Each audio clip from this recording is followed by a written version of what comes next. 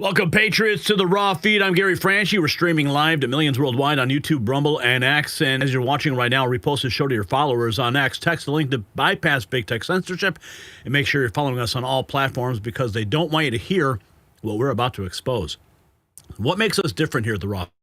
We don't just talk with you. Your reactions, your comments, your voice matters, and we'll be featuring your super chats and Rumble rants on screen throughout the show, even if you send them in right now, like Tom B420 just did, dropping $10. Thank you so much.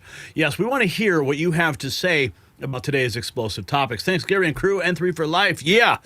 See, the world needs to hear what you think about the collapse of the deep state happening right before our eyes. Now, what happened today, July 18th?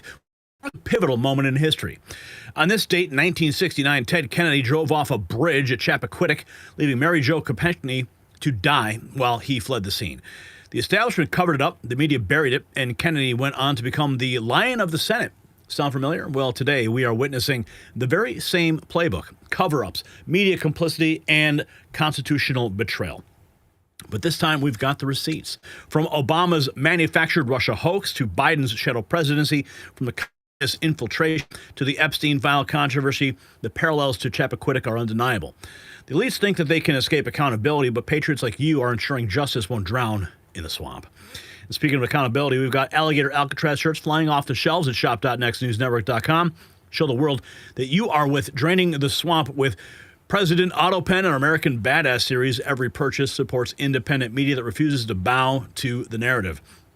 So here are the 5 bombshell stories about to rock your world. Biden's top aides are pleading the fifth about who really ran the White House. Tulsi Gabbard just declassified documents proving Obama orchestrated a coup against Trump. The Epstein files are causing a civil war in the MAGA world, but there is hope. Yes, a new hope. And communist grocery stores are coming to America while China buys up our land, and Trump just signed the Genius Act.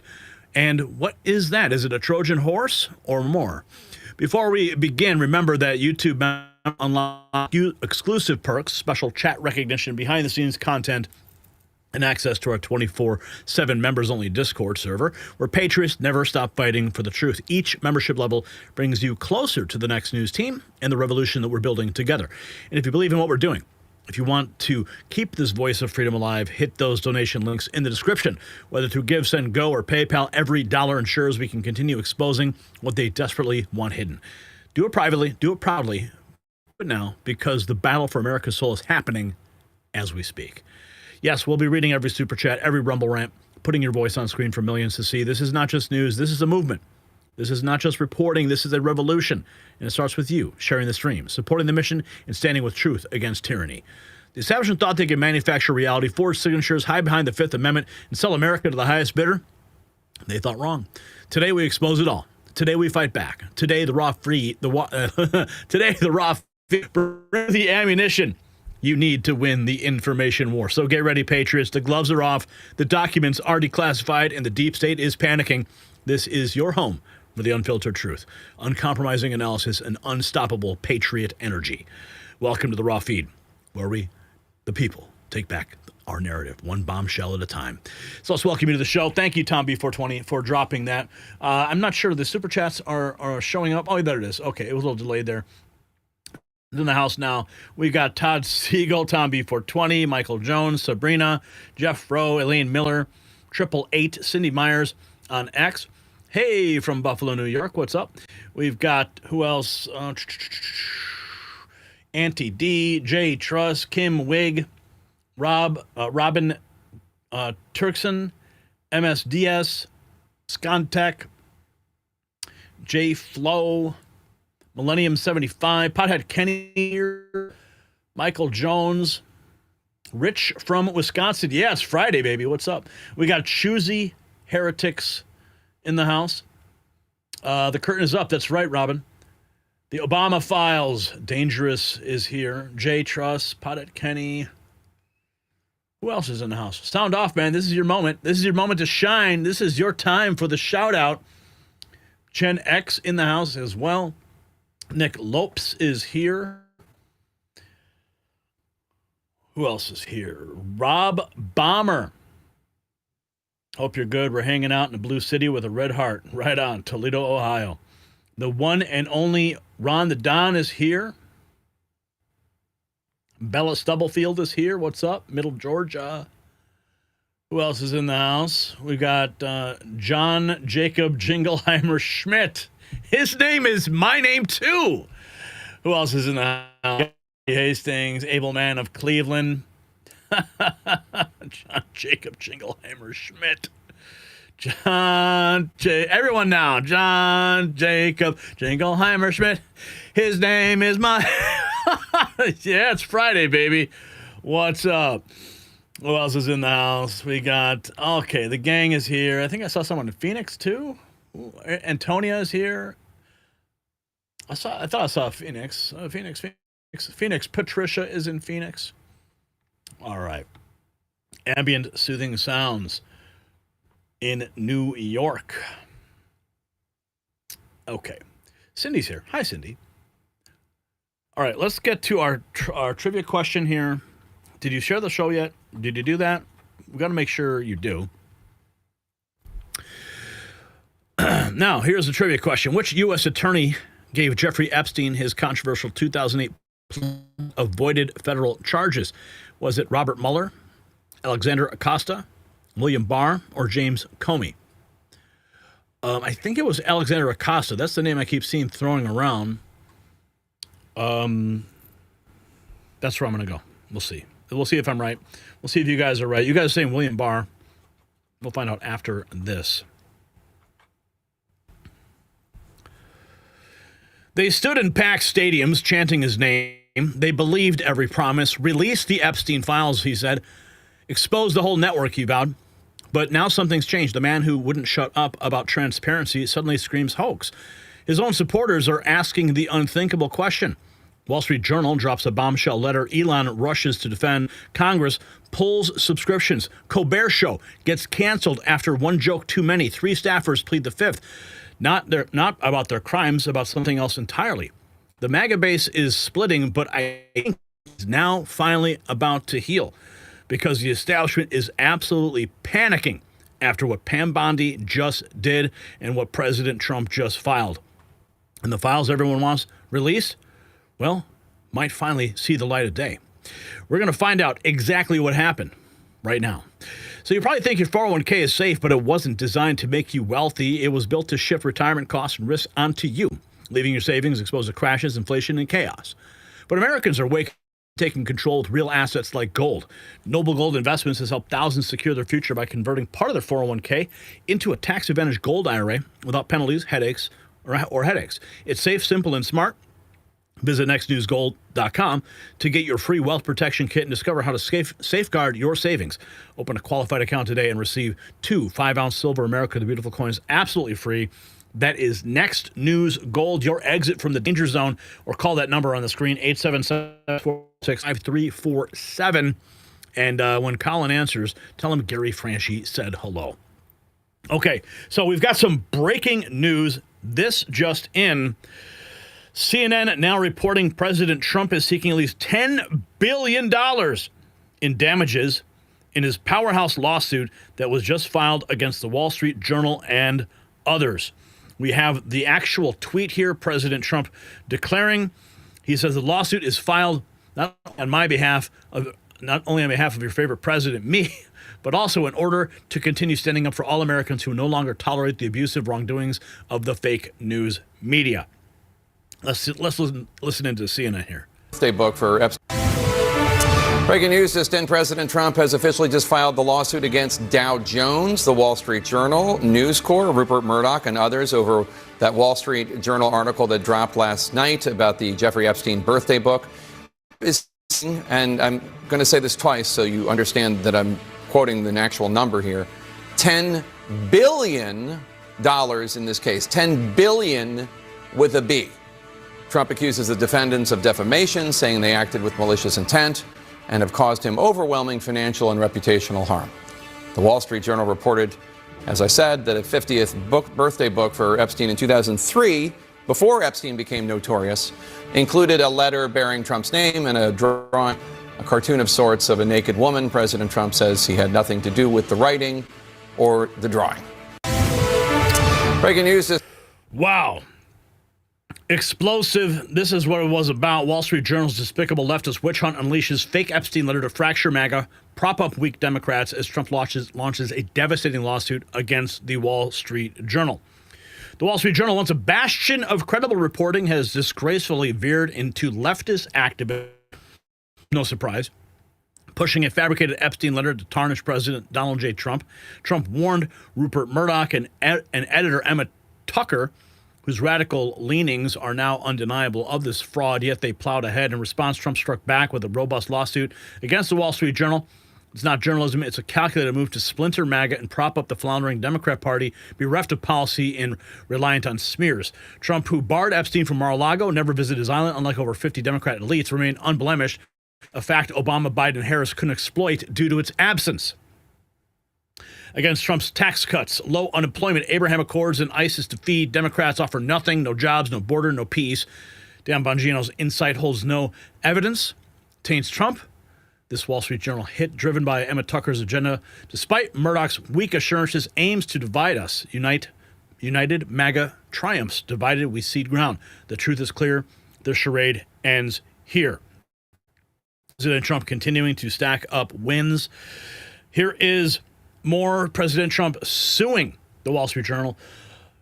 I'm going to sue his ass off. Here is the President Trump's official statement. We have filed a powerhouse lawsuit against everyone involved in publishing the false, malicious, defamatory fake news article in the useless rag that is the Wall Street Journal. This historic legal action is being brought against the so-called authors of this defamation, fully disgrace Wall Street Journal as well as its corporate owners and affiliates, with Rupert Murdoch and Robert Thompson, whatever his role is, at the top of the list. We have probably held to account ABC, George Stephanopoulos, CBS, and 60 Minutes, the fake Pulitzer Prizes, and many others who deal in and push disgusting lies and even fraud to the American people. This lawsuit is filed not on behalf of your favorite president, me, but also in order to continue standing up for all Americans who no longer tolerate the abusive wrongdoings of the fake news media. I hope Rupert and his friends are looking forward to the depositions and testimonies they will have to provide in this case. Thank you for your attention to this matter. President Trump's signature sign-off. We will make America great again. $10 billion in damages. Wall Street Journal possesses information and had access to information that showed their statements were false. An overwhelming number of people all over the world read the false and defamatory statements. Okay, so this is the actual filing right here. President Donald Trump, individual, against Dow Jones, Wall Street Journal, News Corp, Keith, Rupert Murdoch, an individual, Rupert Thompson, an individual, Khadijah Safdar, an individual, and Joseph Palazzolo, an individual. So he's not just suing the corporations, he's suing the individuals, going for the jugular. President Donald Trump, and by and through his counsel, sues the defendants.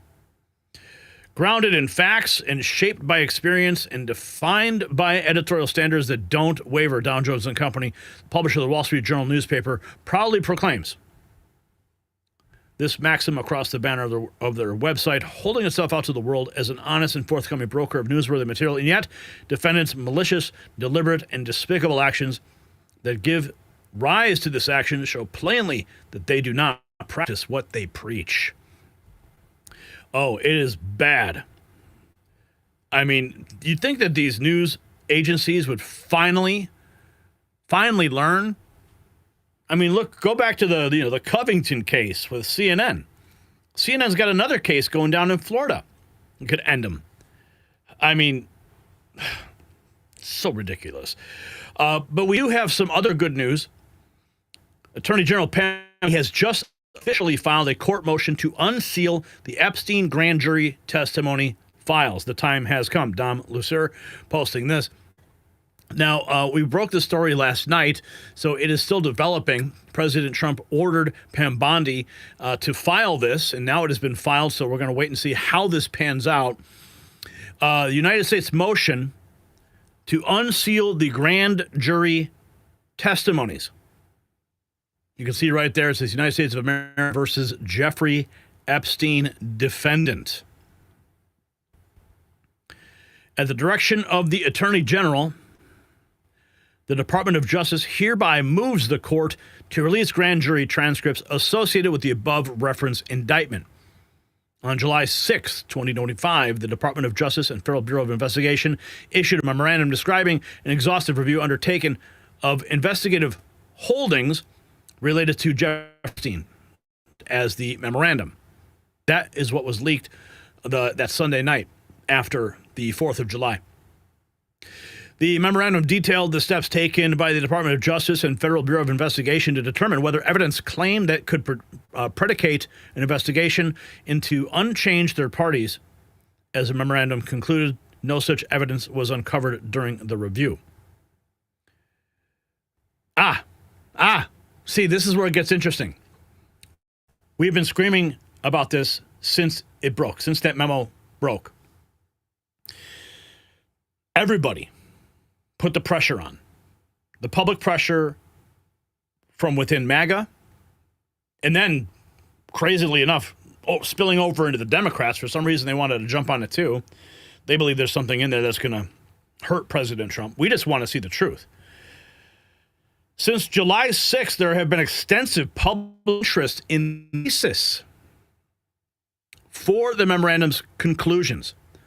While the Department of Justice and Federal Bureau of Investigation continue to adhere to the conclusion reached in the memorandum, transparency to the American public is of the utmost importance to this administration.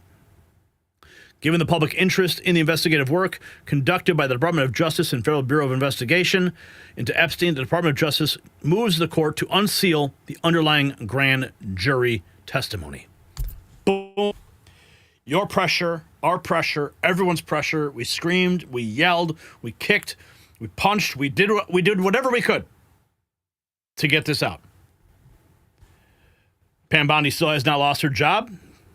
She's filing this memorandum, this court motion. This is huge. We're going to find out. Let's see what Owen Schwartz is on this. Will we get the Epstein files? Oh, hey. What's up, my fellow panicans? Or whoever else you're labeled as these days. You know, I want to address a couple things here with the latest news from the Trump administration and Pam Bondi. But let's just get one thing straight before we delve into that. People are talking about, oh, you're not happy and all this other stuff. I live a very happy, fulfilling life, okay? This is not a personal thing. Let's be perfectly clear about that, okay? So let's just get that out of the way. Secondly, let's just understand the larger picture here. We have the most corrupt government maybe in the world. But your world is the United States of America. So for you, it is the most corrupt government in the world. We have lied to our entire lives about nearly every major historical event. From the assassination of JFK to September 11th, to election results and all kinds of other stuff. And they put these lies in the history books. And we have a corrupt government that steals our money, sends it all over the world, and it winds up back in the pockets of the same people that steal it from us. Okay? So that's what this is about. And we believe Donald Trump may be our only chance to root out this corruption or drain the swamp. So draining the swamp includes arresting elite, powerful, influential pedophiles. So, who was Maxwell and Epstein trafficking people to? And if you don't think that's what was going on, then who were they working for? They were known intelligence assets. And people say, oh, there's no evidence of that. What are you talking about? Trump's labor secretary in his first administration, who worked with the law firms that got Jeffrey Epstein his first sweetheart deal, said he was an intelligence asset. Maxwell was the Robert Maxwell, a known Mossad asset. Don't come at me when you don't understand the bigger picture. This is about draining the swamp. This is about destroying the deep state. Let's just hope that whatever comes of this actually does the destruction we want to the deep state. Here's another take. The only problem about releasing Epstein files Trump. He says here that he's the one who based his campaign rallies on releasing the files. He's the one who never shut up about getting them released. Then he released his name then he realized his name was there as well. Well, we already knew that. Elon Musk defending Donald Trump from the absolutely bogus Wall Street Journal hit piece. MAGA Voice reporting. President Trump says the letter is a fake thing and says he's going to sue the outlet. The letter allegedly involved a hand-drawn woman with text. It doesn't sound like something Trump would say, to be honest. So if there's somebody that knows President Trump, Elon Musk worked closely with him for quite some time, I think he would have an idea. Okay, so we have this take as well. How did real Donald Trump, Kash Patel, and others get MAGA all drop promising to release the Epstein files, only suddenly claim there's nothing in it, and or it's a hoax? Why get the FBI to flag Trump mentions and records? Looks like a classic cover-up. So just to be clear, this is a CNBC headline. FBI agents were told to flag any Epstein records that mentioned Trump, according to Senator Durbin. This was released Friday, July 18th by CNBC. Now, I posted this meme earlier today. I'm very proud of it. Took a long time to put that together, to be honest with you. A long time ago, in a swamp far away, Epstein wars a new hope. The MAGA Republic is in a civil war. After years of silence, Emperor Epstein's secret files threaten to destroy the galaxy. Luke Trump Walker faces his greatest test. Will he release the files and bring balance to the force, or has the dark side already corrupted the archives? Princess Pam Bondi races a time with the grand jury while Darth Schiff and the Democrat empire desperately try to weaponize the scandal. Only Han Bongino and Lando Patel know the truth. The files were altered by the deep state empire. But deep within the outer rim, General Jones Kenobi has activated an ancient beacon alongside rogue operative Cassian Franchi. He prepares to transmit the unedited files to the last free system. Now, 60% of the Rebel Alliance demands answers. Heroes will fall, careers will end, and the fate of the Republic hangs in the balance. Today, the death file drops. Death files drop. May the truth be with you. That's where we're at right now. Andy Biggs also announcing federal legislation canceling the House's subscription to the Wall Street Journal following the Trump Epstein hit piece. Also directed my entire staff to delete their taxpayer-funded Wall Street Journals. And we have this from Tucker Carlson. Daryl Cooper calling for Les Wexner to do an interview with Tucker Carlson. So who is Les Wexner? Ohio was owned by Jeffrey Epstein. I want people to keep this in mind as they're listening. As far as I know, and I think this is correct, Wexner, who I believe is still alive, has never been interviewed by the Department of Justice. So just want to throw that out there. Yeah, that's correct as far as I know.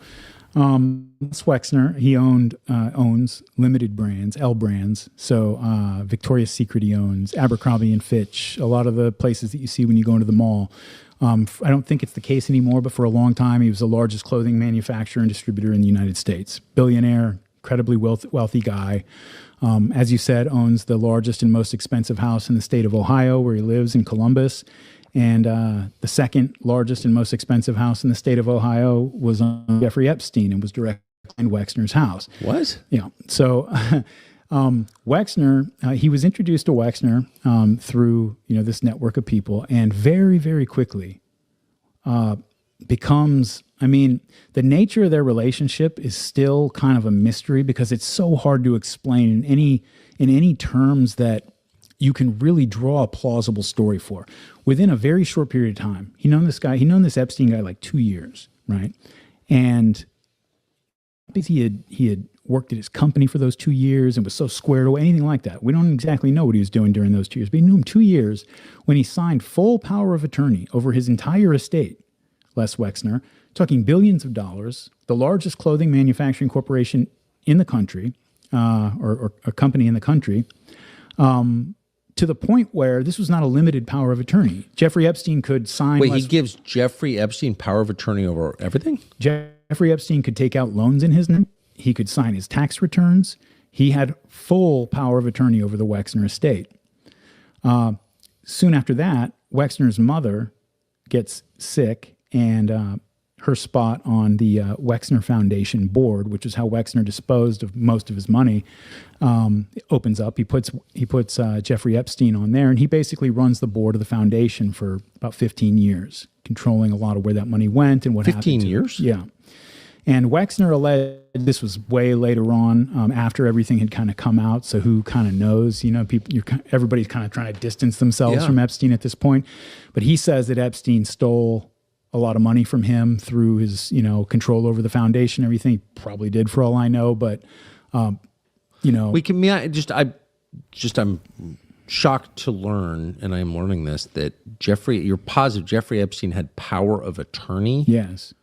Over. Yeah, you Les can read Wexner. that. Yeah, for 16 years, by the way, for 16 years.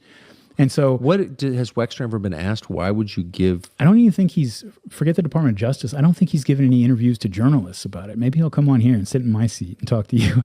Wow. That is sus. Big time. Moving right along. AOC calling for unedited graphic Epstein videos with minors to be released. She's completely lost what little mind she has. Alexandria Ocasio-Cortez, why are you fighting back against releasing what your administration and DOJ know about Epstein? Release the unedited video and the files. Bring it to light. That should clear everything up.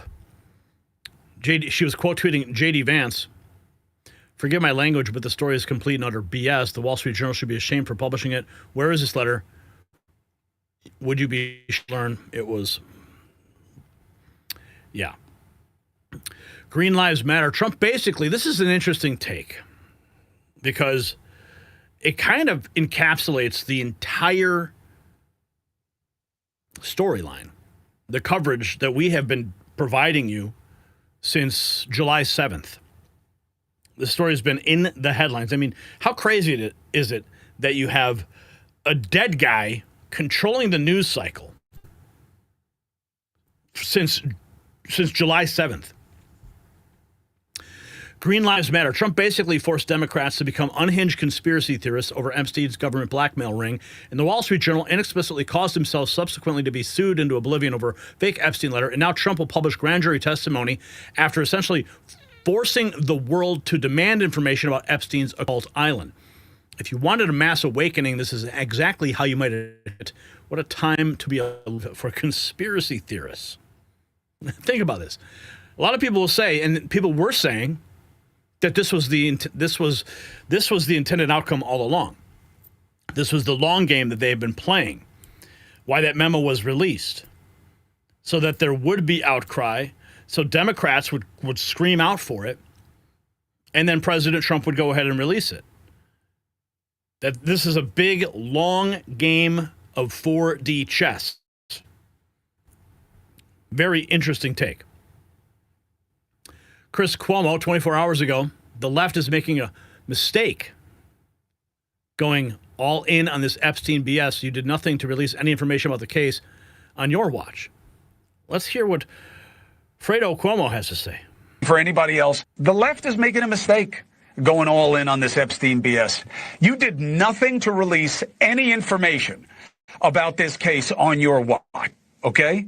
And you watched a woman go down for Epstein's crimes and did nothing to add to any sense of accountability for anybody else then. So going all in now is obvious and gratuitous and ugly, okay? And look, I get the play. This is bad for Trump, so we got to be all in there. You need to give the majority reason to believe that you would be better, not that just he is worse. Do you understand? That's the key. Not MAGA sucks, okay?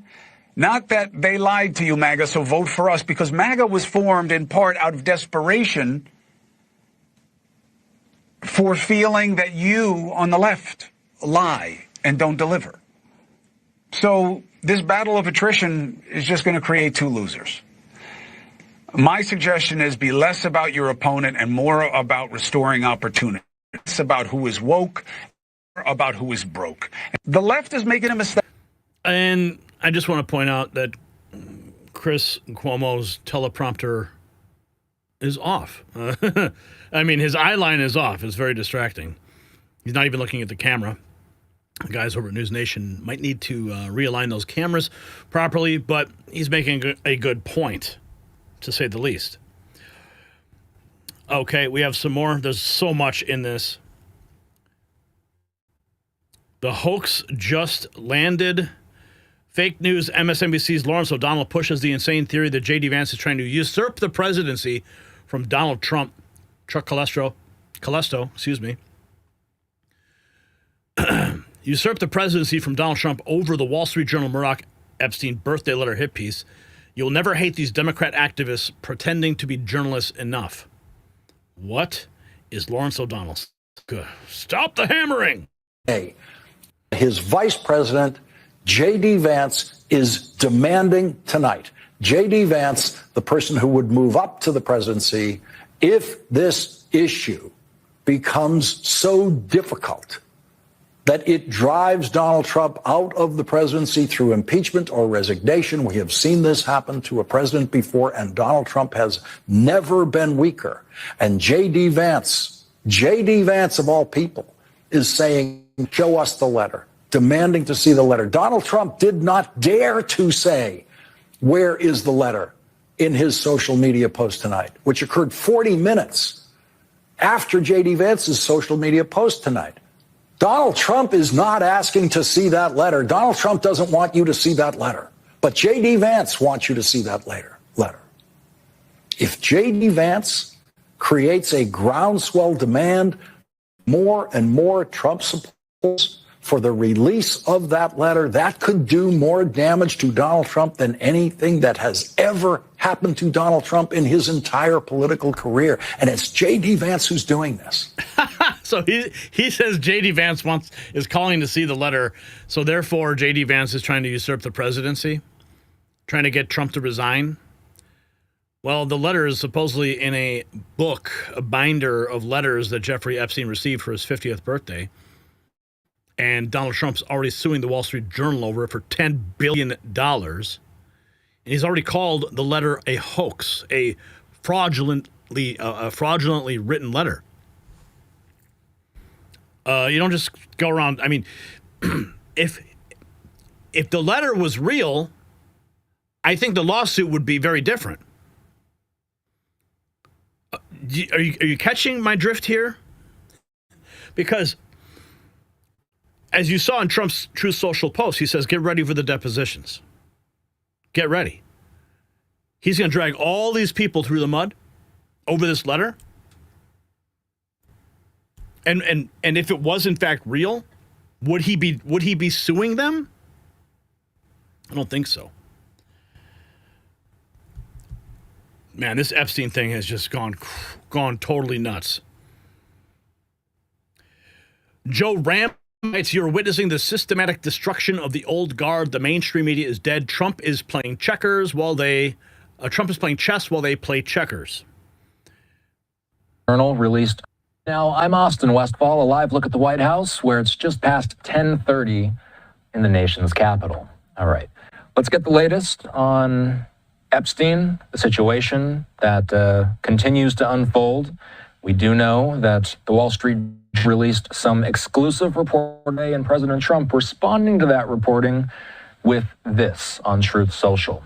He says the Wall Street Journal and Rupert Murdoch personally were warned directly by President. Okay, we read this already.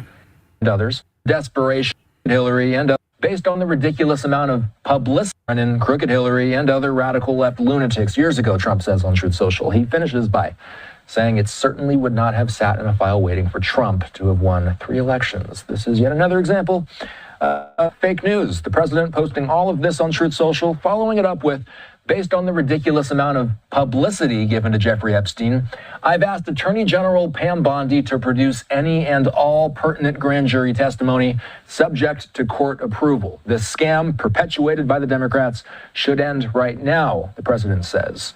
Pam Bondi then responding to that, saying, President Trump, we are ready to move the court to unseal the grand jury transcripts.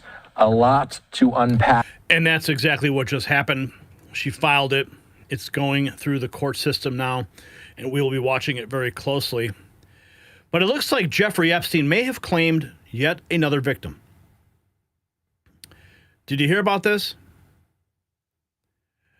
I'm going to get to this, who Jeffrey Epstein's latest victim is. You guys are going to be shocked when you learn. Here's Caitlin Collins. Senator Bernie Moreno whether releasing select grand jury material will be enough to satisfy the infuriated MAGA base. Here's a sad reality. This post by the president tonight about pertinent grand jury information, do you think that's going to be sufficient for them?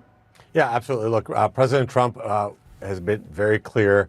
The Democrats would have weaponized this against him for years if this was anything to do with President Trump. But here's the reality. Here's a sad reality, honestly, is Democrats with the media have tried to change the topic from the fact that we have the most secure border in American history, that we just passed the most consequential bill that puts $7,500 in the pockets of working Americans, that we've lowered inflation, egg prices are down, gas prices are down, we have stability all over the world, we're starting to cut the deficit, we just passed the first crypto. Yes, we understand how great President Trump is. We're not going to forget that.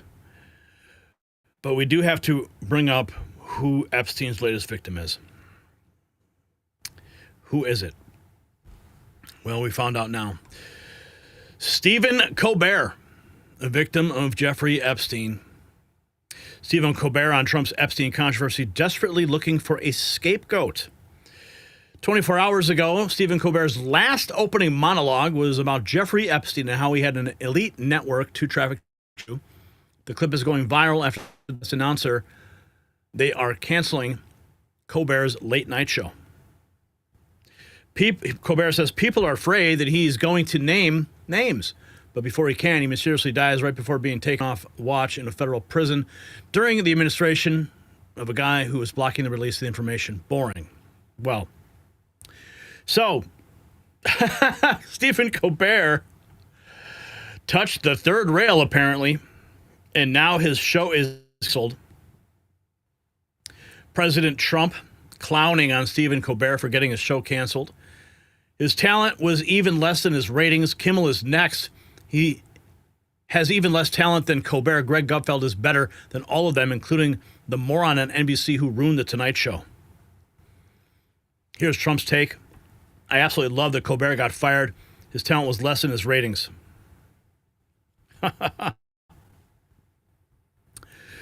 Here we have Jesse Waters' take.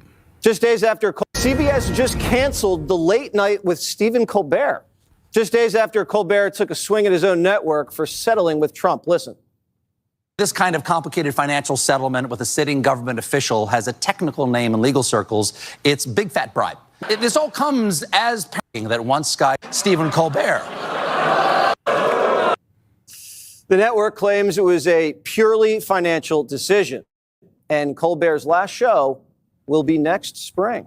CBS just canceled. Next spring, huh? 1 down, 3 to go. When you do a show that attacks half of America every night and you don't have conservatives on, and by the way, you're not funny, but attacking half of America and your ratings suck, you might lose your show. Ben Ferguson argues with the panel over why Stephen Colbert was canceled. Or was he canceled because he brought up the Epstein list? Let's find out. Massive part of the conversation that's been completely omitted from this, and that is when you do a show that attacks half of America every night and you don't have conservatives on, and by the way, you're not funny, but attacking half of America and your ratings suck, you might lose your show. There's a like lot this of, is a cautionary. there's a lot of reasons why the Colbert. I mean, but there's a lot of reasons why the Colbert ratings are not working out that have nothing to do with the political divide you're talking about. But it's constant. He's having on Democrats to trash Trump. He's constantly been trashing conservatives. He referred to Donald Trump as a Nazi lover in 2017. You just, that does make half of the country happy. Right, but you alienate half the country. But you don't need to have the whole country watching your show. You only need half the country. That's a great show. But the problem is he wasn't funny anymore. Why did Shane Gillis? By the way, why did Shane Gillis listen. ESPYs? Here's the corollary to what you're saying. Like the other side of it is that, there are shows that I will not name that spend their time attacking liberals, or all their time attacking liberals. That's one thing. All their time attacking liberals, and it doesn't have any impact on their ratings whatsoever. So to Ray's he hates guys like us. So to Ray's point, I don't necessarily think that's really on the ratings front. I don't really think that's really what matters. Are his ratings good? They're dismal. He's getting beat by a cable news late night show. Let's be clear about that. The real problem is more like Netflix and the reasons what the democratization of the entire television landscape. There are so many more options for people to watch. That's going to cut into and that can be part of it. But let's go back to you have a guy that does a show that's funnier on cable. Yeah, but what about his touching of the third rail? CNN and Stelter are very worked up about Colbert getting canned by CBS. Brian Stelter. That's my Mark Dice interpretation. On Monday Brian, CBS is saying this is a financial decision. It is certainly the timing of this is kind of stunning. Right, from the optics standpoint, the timing could not be worse for CBS. Colbert is such an outspoken Trump critic. He's just back from vacation, and as he showed there on Monday, on his first night back from vacation, he's also a thorn in his parent company's side. So this looks to a lot of Colbert's fans like another form of capitulation by CBS to the President of the United States. If you look at Colbert's Instagram page already, his fans are pouring out and blaming CBS for this. Here's the reporting that I have just in the past few minutes, Anderson, about this financial explanation. Think back to 2023 when the Late Late Show with James Corden went off the air. I reported at the time that show had become unprofitable, that CBS was not able to sell enough ads to make that show profitable. Well, that is now the case for Colbert as well. I'm told by a source close to the network that the Late Show with Stephen Colbert is now technically unprofitable. That does give the company a financial to end the show starting in May 2026. However, it's not as if Colbert was given a chance to take a pay cut. Okay, enough, Brian. So, in my opinion, I think Jeffrey Epstein has claimed his last victim. So why does all this matter? It's time for my final thought. If you'd like this show, if you like what we're doing here, hit subscribe. So this matters because we're watching the destruction of political accountability in real time. Yes, Trump transparency.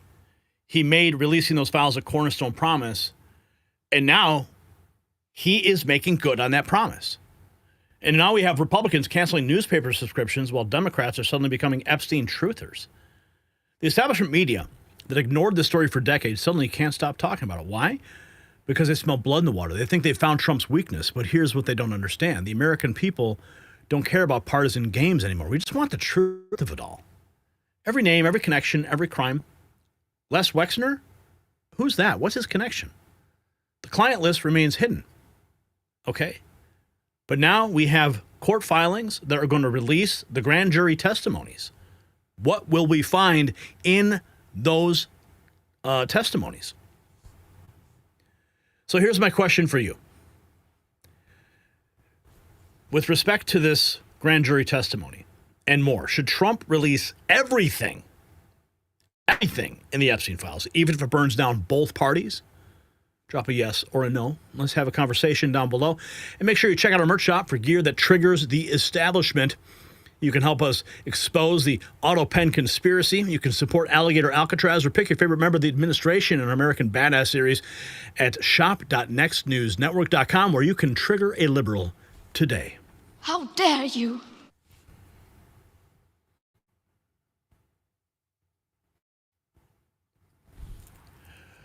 Okay, we have some super chats to get to. I need to take a quick break in a second here. But let's get to our super chats. We have Sharon Johnson dropping $5. Thank you, Sharon, for that. And we also have Tom B420. 1, 2, 3, 4, and 5. Tom B420 also dropping $5. So let's put a straight 10 there. Thank you, you guys, for your support of our efforts here at the Next News Network. Let's get this going, fam. N3 Army. Thank you, Tom B420. Okay, so let's get to our trivia answer. I'm going to take a quick break. The answer was Alexander Acosta, and he's got it right.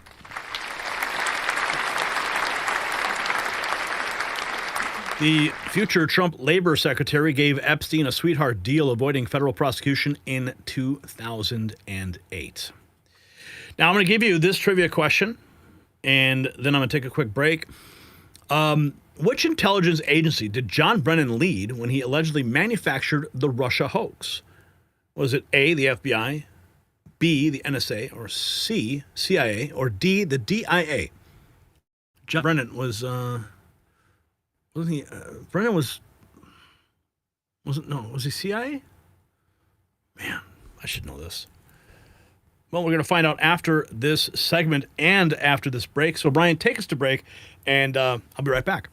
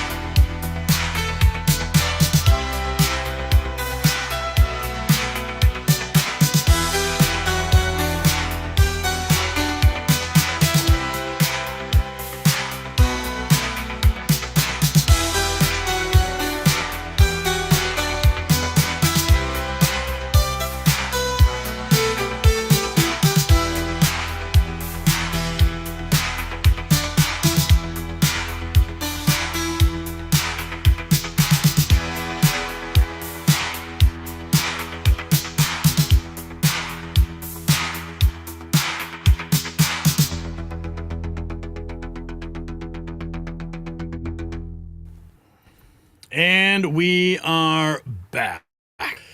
All right, let's get into our next topic of the evening. December 8th, 2016, a date that should live in infamy. Intelligence officials prepare a briefing for the president. Russia didn't hack our election. No widespread cyber attacks occurred. The report was ready. Then it vanished, spiked, buried. Why? Because three men had other plans. Now, Tulsi Gabbard has the declassified documents that name names. Obama knew. Brennan orchestrated. Comey executed. Clapper covered. Years of investigations, impeachments, and media lies, all built on manufactured evidence. The coup attempt wasn't hidden in the shadows. It was directed from the Oval Office, Barack Obama's Oval Office. Anonymous leaks to the Washington Post, weaponized intelligence, a presidency under siege before it even began. The truth they buried is now finally surfacing, so keep watching. So the intelligence coup against Trump reveals why every American needs to prepare for government betrayal. When the highest offices weaponize power against citizens, traditional safeguards fail. That's why the Tuttle Twins magazine exists, teaching kids to recognize tyranny before it takes hold. Through engaging comics and activities, children learn about liberty, economics, and government, limited government. They understand why Obama's intel manipulation was possible and how to prevent future coups. Subscribe for just $56 a year. That's pennies at TuttleTwins.com/next. Give your children or your grandchildren, your nieces and nephews, the intellectual armor that they need to defend freedom. Because if kids cannot spot government lies, they will fall for them as adults. TuttleTwins.com/next, or hit that QR code on your screen. So this is the big news right now. A long time coming. Right, President Trump? Hunter. Because I was the hunted, and now I'm the hunter. It's a big difference. Big difference. Because I was the. He is now the hunter. Kanekoa the Great. DNI Tulsi Gabbard calls for the prosecution of Barack Obama, James Comey, John Brennan, and James Clapper for fabricating intelligence behind the Russia collusion hoax. She just dropped a trove of documents and handed them over to the DOJ for criminal referral. Look at this. Their goal was to usurp President Trump and subvert the will of the American people. No matter how powerful, every person involved in this conspiracy must be investigated and prosecuted to the fullest extent of the law. The integrity of our democratic republic depends on it. We're turning over all documents to the DOJ criminal referral. New evidence of Obama administration conspiracy to subvert President Trump 2016 victory and presidency. On Friday, Director of National Intelligence Tulsi Gabbard revealed overwhelming evidence that demonstrates how, after President Trump won the 2016 election against Hillary Clinton, President Obama and his national security cabal, cabinet members, Freudian slip, his national security cabinet members manufactured and politicized intelligence to lay the ground for what was essentially a years-long coup against President Trump. Tulsi Gabbard, baby, kicking some serious ass right now. We have this in black and white. Adam Schiff conspired with the CIA Director John Brennan to overthrow the United States government in 2016.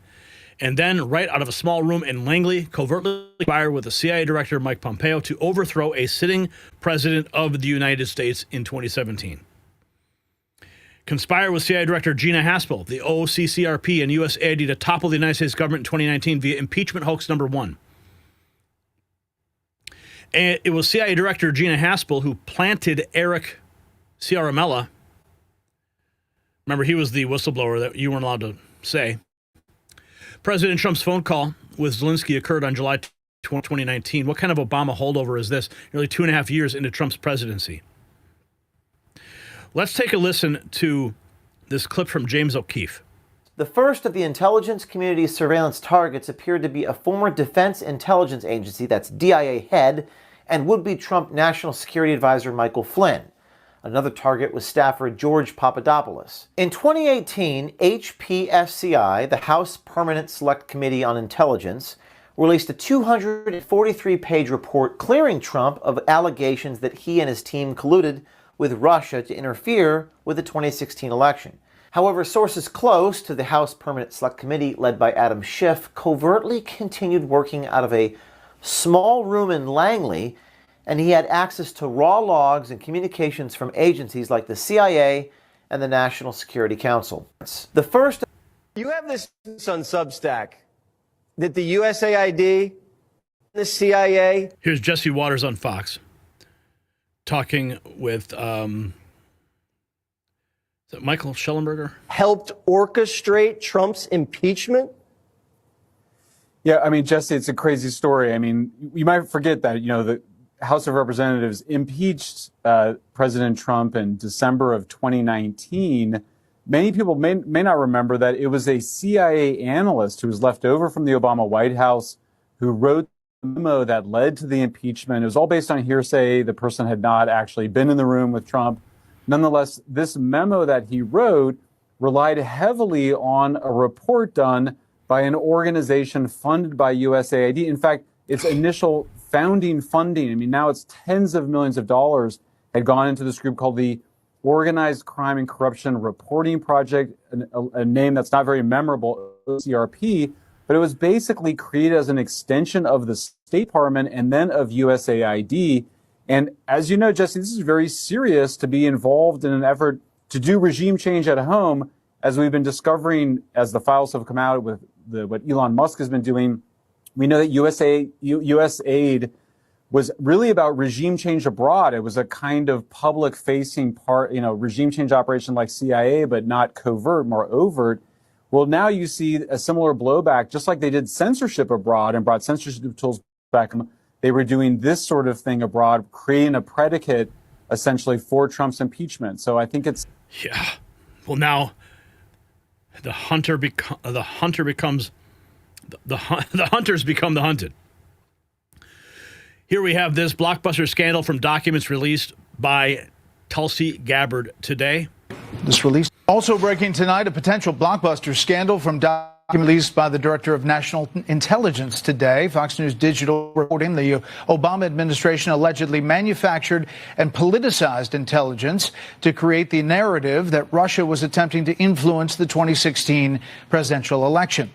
This reportedly happened despite intelligence stating otherwise. Chief Washington correspondent Mike Emanuel has some stunning details tonight, looking into it. This released today. Good evening, Mike. Brett, good evening to you. DNI Tulsi Gabbard declassified documents today from before and after the 2016 election, promising to show the American people how intelligence was politicized and weaponized by some key figures in the Obama administration. She talks about it in an interview airing on Hannity this evening. You have some of the most powerful people in our country directly leading at the helm, President Obama and his senior-most national security cabinet, essentially making a very intentional decision to create this manufactured, politicized piece of intelligence. According to the documents, August 31st, 2016, a Homeland Security official tells then DNI James Clapper that there was, quote, no indication of a Russian threat to directly manipulate the actual vote count. On September 9th, 2016, officials argue the presidential daily brief should make clear that Russia, quote, probably is not trying to influence the election by using cyber means to target election infrastructure. Then after the election, the tone appears to change. On December 9th, 2016, the documents reveal the Obama White House held a National Security Council Principals Committee meeting on a sensitive topic. It included then DNI James Clapper, John Brennan, the CIA director, Susan Rice, who was national security advisor, Andrew McCabe from the FBI, and others. After that, an email came out to Intelligence Committee leaders from an aide to Clapper saying the intelligence community was prepared to produce an announcement per President Obama's request to pull together the information intelligence agencies had about the tools Moscow used and the actions it took to influence the 2016 election. By December 14th, there were leaks saying that intelligence community officials believe, quote, with a high level of confidence, that Russian President Vladimir Putin was personally involved in the U.S. election hack. Then, on January 6, 2017, 2 weeks before the first Trump inauguration, a new intelligence community assessment was released that, according to the Office of DNI, quote, directly contradicted the intelligence community assessments made throughout the previous 6 months. Former President Obama's office declined to comment. Of course they did, because they're lawyering up. That's right. This is the scene right now at Barack Obama's house. Who's at the door? All right. This News Leaks says that Adam Schiff has hired an attorney after Tulsi Gabbard exposed the Russia hoax. Okay, this is the official tweet from Tulsi Gabbard, DNI Tulsi Gabbard, that we read just a moment ago. Laura Loomer says a lot of people owe President Trump an apology. Obama was, in fact, spying on Trump and weaponized the intel agencies against Trump. It was always true. The headline she shows here, Obama admin manufactured intelligence to create the 2016 Russian election interference narrative, documents show. Now, we always believed this to be true. We always knew it was manufactured, but now we actually have the paper trail that goes all the way back to Barack Obama. Orders given directly by Barack Obama, allegedly, to initiate this. After all the intelligence assessments that led up to that moment said there was no such thing as Russian interference, but they had to create the perception of such by manufacturing a narrative. Martin Maid writes, Russiagate's the biggest political and media scandal in U.S. history on the level of Operation Clockwork Orange in the U.K. back in the day. Nothing short of a soft coup, and it would be dereliction of duty if the DOJ does not go ham on the people responsible. We got some of the documents that have been released. U.S. Director of National Intelligence Gabbard releases overwhelming evidence of an Obama-led conspiracy to orchestrate a coup against President Trump. Here's the official press release. I apologize for it being so small. I'll read it to you. You can see it now. I zoomed in. Director of National Intelligence, DNI Tulsi Gabbard, revealed overwhelming evidence that demonstrates how, after President Trump won the 2016 election against Hillary Clinton, Obama and his national security cabinet members manufactured intelligence to lay the groundwork for what was essentially a years-long coup against President Trump. We have more. Don't go anywhere. It gets better. Now, this was back on July 5th as it was developing. Sources tell me Obama's fingerprints are all over Brendan's post-2016 election intelligence community assessment Putin-Trump frame-up scandal, which leads directly back to the White House and Susan Rice, Lisa Monaco, Celeste Wallander. Biden also was in on the brief. So July 5th, the rumor mill started to come to a simmer, and now it is on full boil. DNI Gabbard says the deep state is fighting back. Here she is at Turning Point. The deep state is fighting back, but so is she. Listen. We're here. The road ahead will not be easy. I can attest personally that in my work as Director of National Intelligence, the deep state is fighting us every step of the way. And it exists within every single federal agency. And so I feel the same frustration that I see many of you expressing on X or in different platforms about why aren't things going faster? Why aren't we getting results more quickly? I feel this frustration every single day. We are pushing hard. Know that they are pushing hard back. It's okay. We're not going anywhere. We're here to fight for you and to fight for the red, white, and blue that's behind you.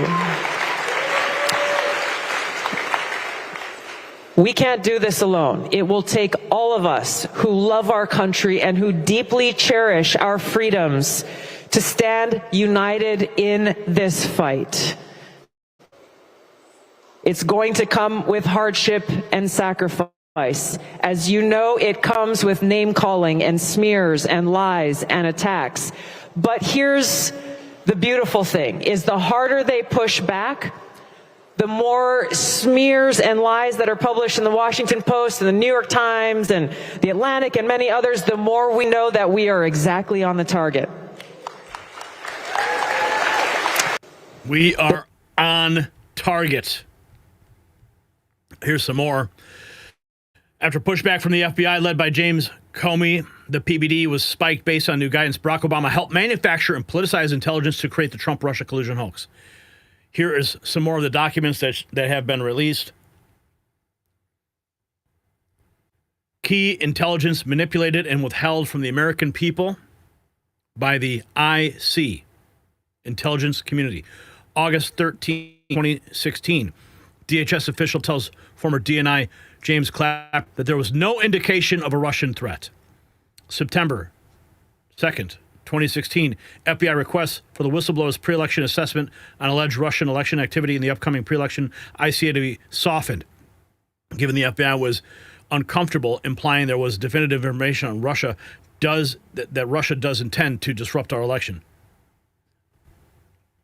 September 12, 2016, the IC publishes intelligence community assessment on cyber threats to the election. Report finds foreign adversaries do not have and will probably not obtain the capabilities to successfully execute widespread undetected cyber attacks. There it is. There's the assessment right there, and some of it redacted. So, leading up to this, they had believed that there wasn't any possible threat from Russia. But they had to flip the narrative so that they could frame Trump. Check this out. Who's sitting behind Gowdy there? Oh, that's Kash Patel. Look who had a front row seat to John Brennan pushing the Trump-Russia hoax back in 2017. Yep, that's the very man Brennan is being criminally investigated by now.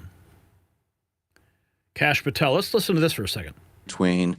Did evidence exist of collusion, coordination, conspiracy between the Trump campaign and Russian state actors at the time you learned of 2016 efforts?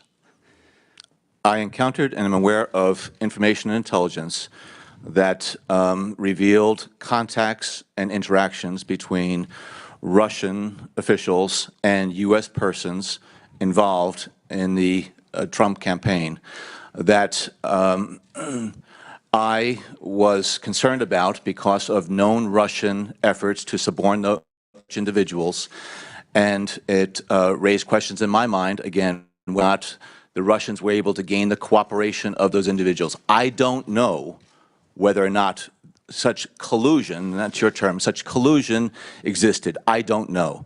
But I know that there was a sufficient basis of information and intelligence that required further investigation by the Bureau to determine whether or not U.S. persons were actively conspiring, colluding with Russian officials. Did evidence... Brennan looks so guilty. He looks like he's lying through his teeth, just the way he's speaking. It's not like some free flow of information, of consciousness coming from him as he's answering the question. Very measured. Way he's speaking in staccato. He's thinking it through the very words he's using. Lying right there. Tulsi Gabbard shredding the Russiagate myth. Declassified intel proves Obama knew it was baseless. We judge that foreign adversaries do not have and will probably not obtain the capabilities to successfully execute widespread and undetected cyber attacks on the election. I mean, she is releasing everything. All the memos. Previously declassified. Documents that Tulsi Gabbard declassified prove everything. Obama should be in prison. MAGA voice. Obama administration manufactured intelligence to create the Russia collusion hoax. I mean, everybody's on this. Charlie Kirk. Tulsi Gabbard just declassified documents show overwhelming evidence that then President Barack Obama personally requested and intentionally manufactured and politicized intelligence to create the narrative that Russia was attempting to influence. Chicago and Ray posting this of Jesse Waters. The CIA had a reminder on Trump, which has suddenly come up missing. People's lives were ruined because of this Russia collusion hoax. Obama's CIA illegally spied on Trump, which is treason. John Brennan must stand trial for his crimes. Did Brennan get a pardon from Joe Biden's Autopen? In a top secret, former CIA director John Brennan identified 26 Trump associates to be targeted by the Five Eyes intelligence alliance. And then those interactions were the targets and were targeted by the FBI as suspicious. And that's how the FBI launched the Russia collusion hoax. The details of this entire operation have been stored in a top secret binder in a secret room in Washington. Trump ordered the whole thing declassified. And now the rumor is that the binder might be missing.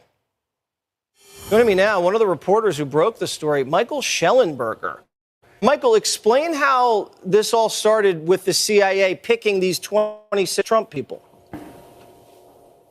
Yeah, good to be with you, Jesse. Well, obviously, this is an extremely serious story and serious allegation by multiple credible sources that Public and Racket, that's Matt Taibbi's publication, have spoken to.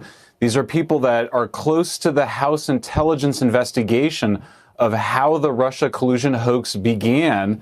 The story, as you mentioned, was that, we were just informed by foreign intelligence about this. Our sources tell us a very different story, which is that this was initiated by the U.S. government. It came from within the U.S. government's intelligence community, including the CIA, that they asked the so-called Five Eyes nations intelligence agencies, that's the other English-speaking nations, including Britain and Australia, to spy on 26 Trump associates, or at least they had a list of the 26 associates that were identified. This is new information. Some people have theorized about this and speculated about it. We feel very confident that our sources were in a position to know and are very credible in this report. And it's obviously a very serious allegation because this is illegal spying and it's illegal election interference. Okay, so you're reporting that the CIA got these allies to bump these 26 Trump associates, create interactions, and then call these interactions suspicious and let the FBI know they were suspicious, and that starts the whole thing. What about this binder that encapsulates this whole thing and no one knows where it is right now, or Trump has it? What's that?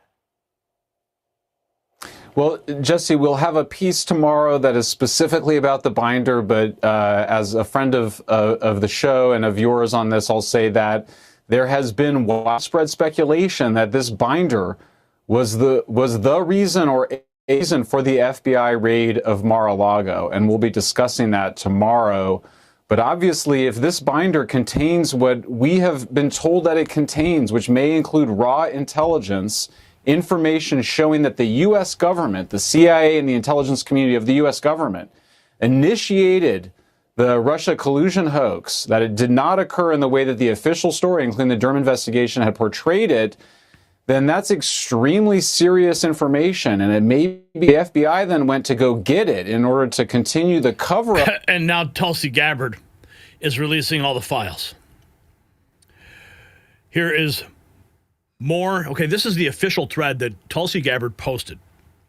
Americans will finally learn the truth about how in 2016 intelligence was politicized and weaponized by the most powerful people in the Obama administration to lay the groundwork for what was essentially a years-long coup against President Donald Trump.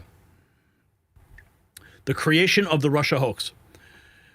So, real intel assessment, Russia and criminal actors did not impact the election results. Donald Trump wins. The POTUS briefing was pulled on December 8th. I see polls product that contradicts Russia hoax narrative. December 9th, secret Russia meeting with Obama. December 9th, Obama's order. The intelligence community begins outlining new assessment claim election was hacked. The deep state leaks. Obama officials use their media propaganda arm to spread the fake news. Washington Post, New York Times, NBC News. Fake weaponized assessment. Suppressed prior intelligence showing Russia hacked with intent and capability to hack the 2016 election, then becomes the Russia hoax. For months preceding the 2016 election, intelligence community shared a consensus view Russia lacked and capability to hack U.S. elections. But week after President Trump's victory, defeating Hillary, everything changed. Intel community consensus. December 8th, IC officials prepared an assessment for President's daily briefing, finding Russia did not impact election results.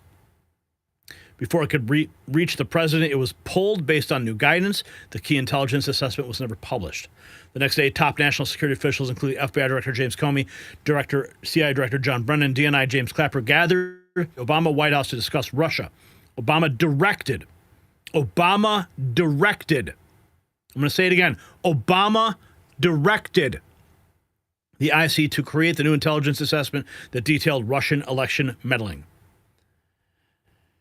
Obama officials immediately leaned on their allies in the media to advance their falsehoods. Anonymous intelligence community sources leaked classified information to the Washington Post and others that Russia intervened to hack the election in Trump's favor.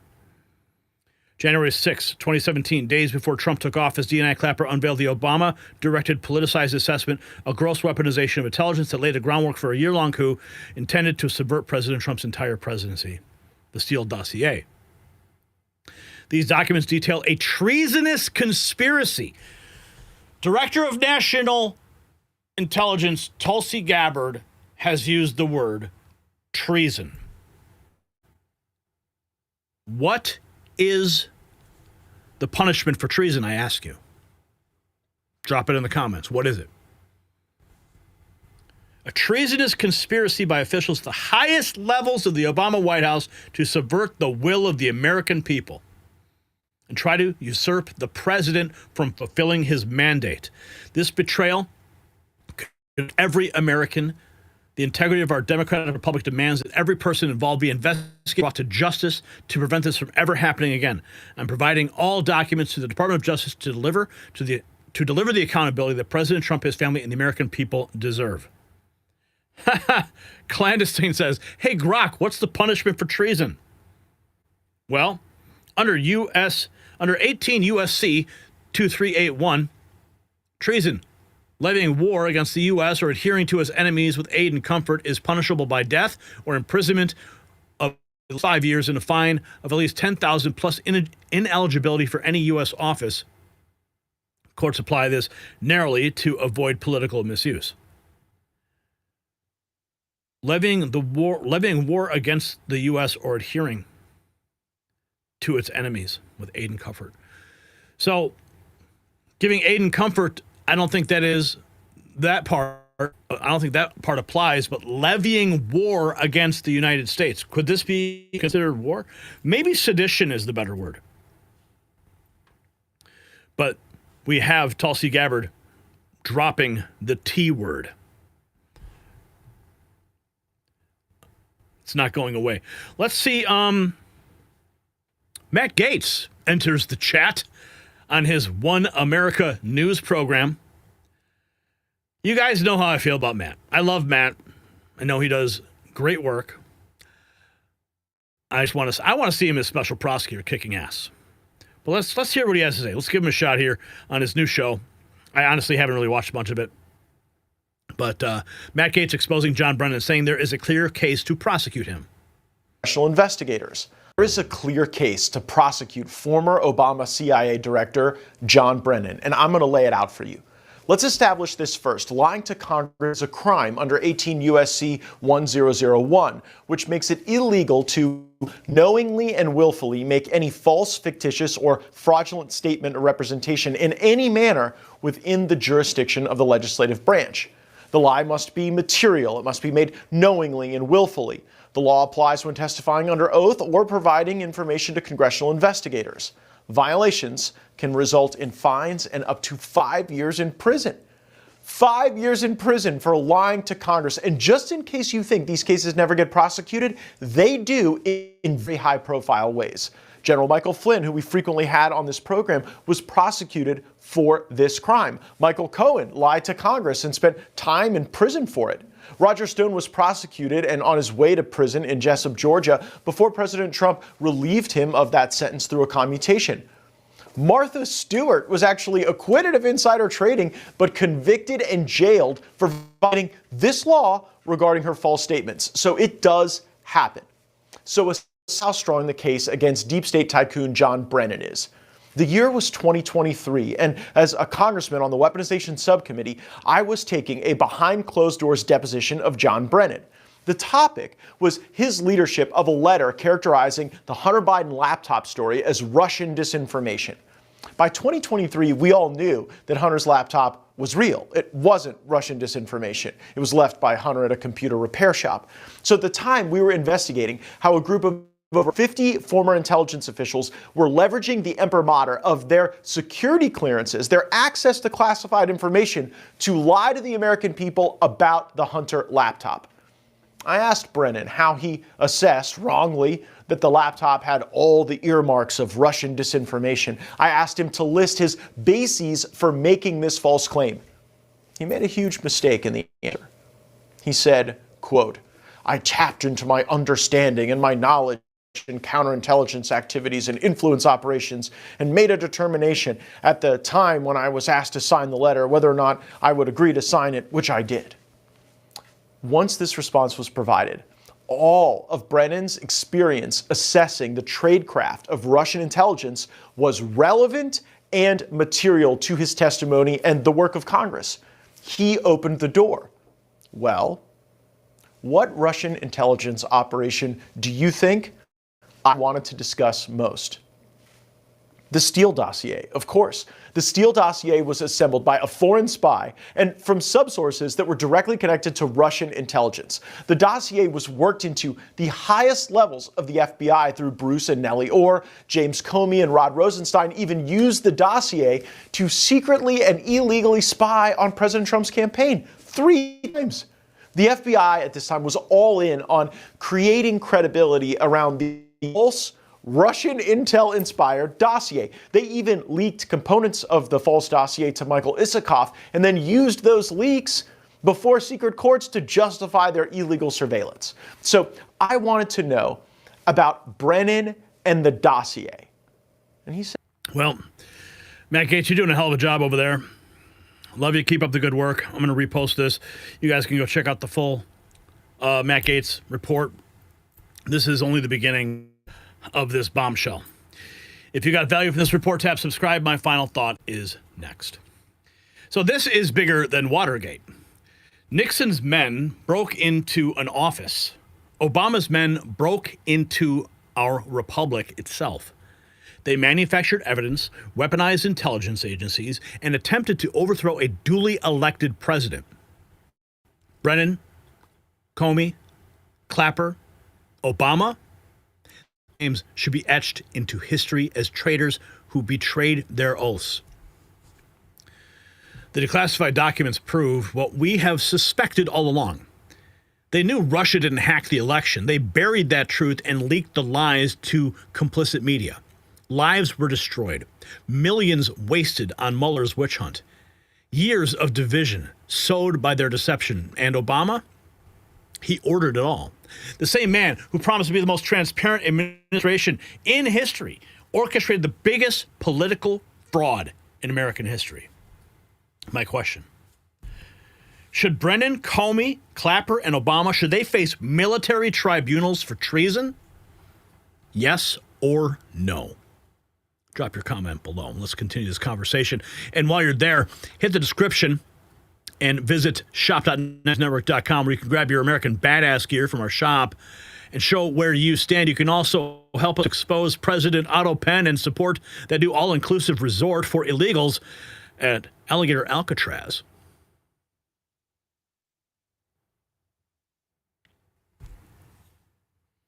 Okay, where are we with this? No super chats to speak of.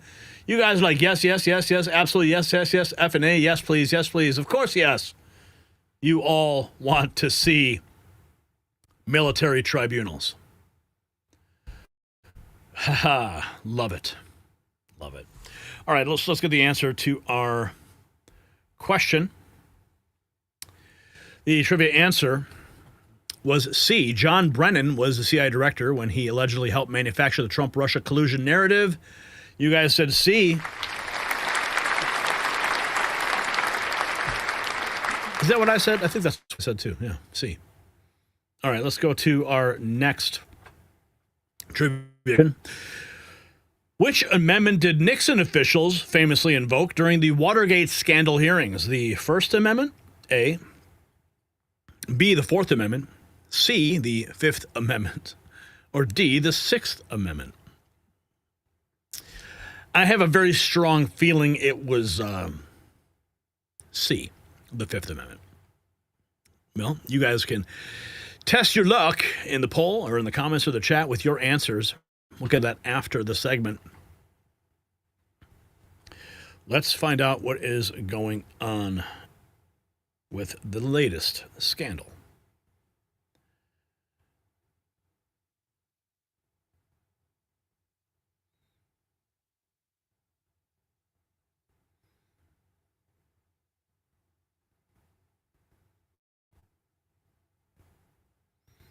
Just want to get all of my ducks in a row.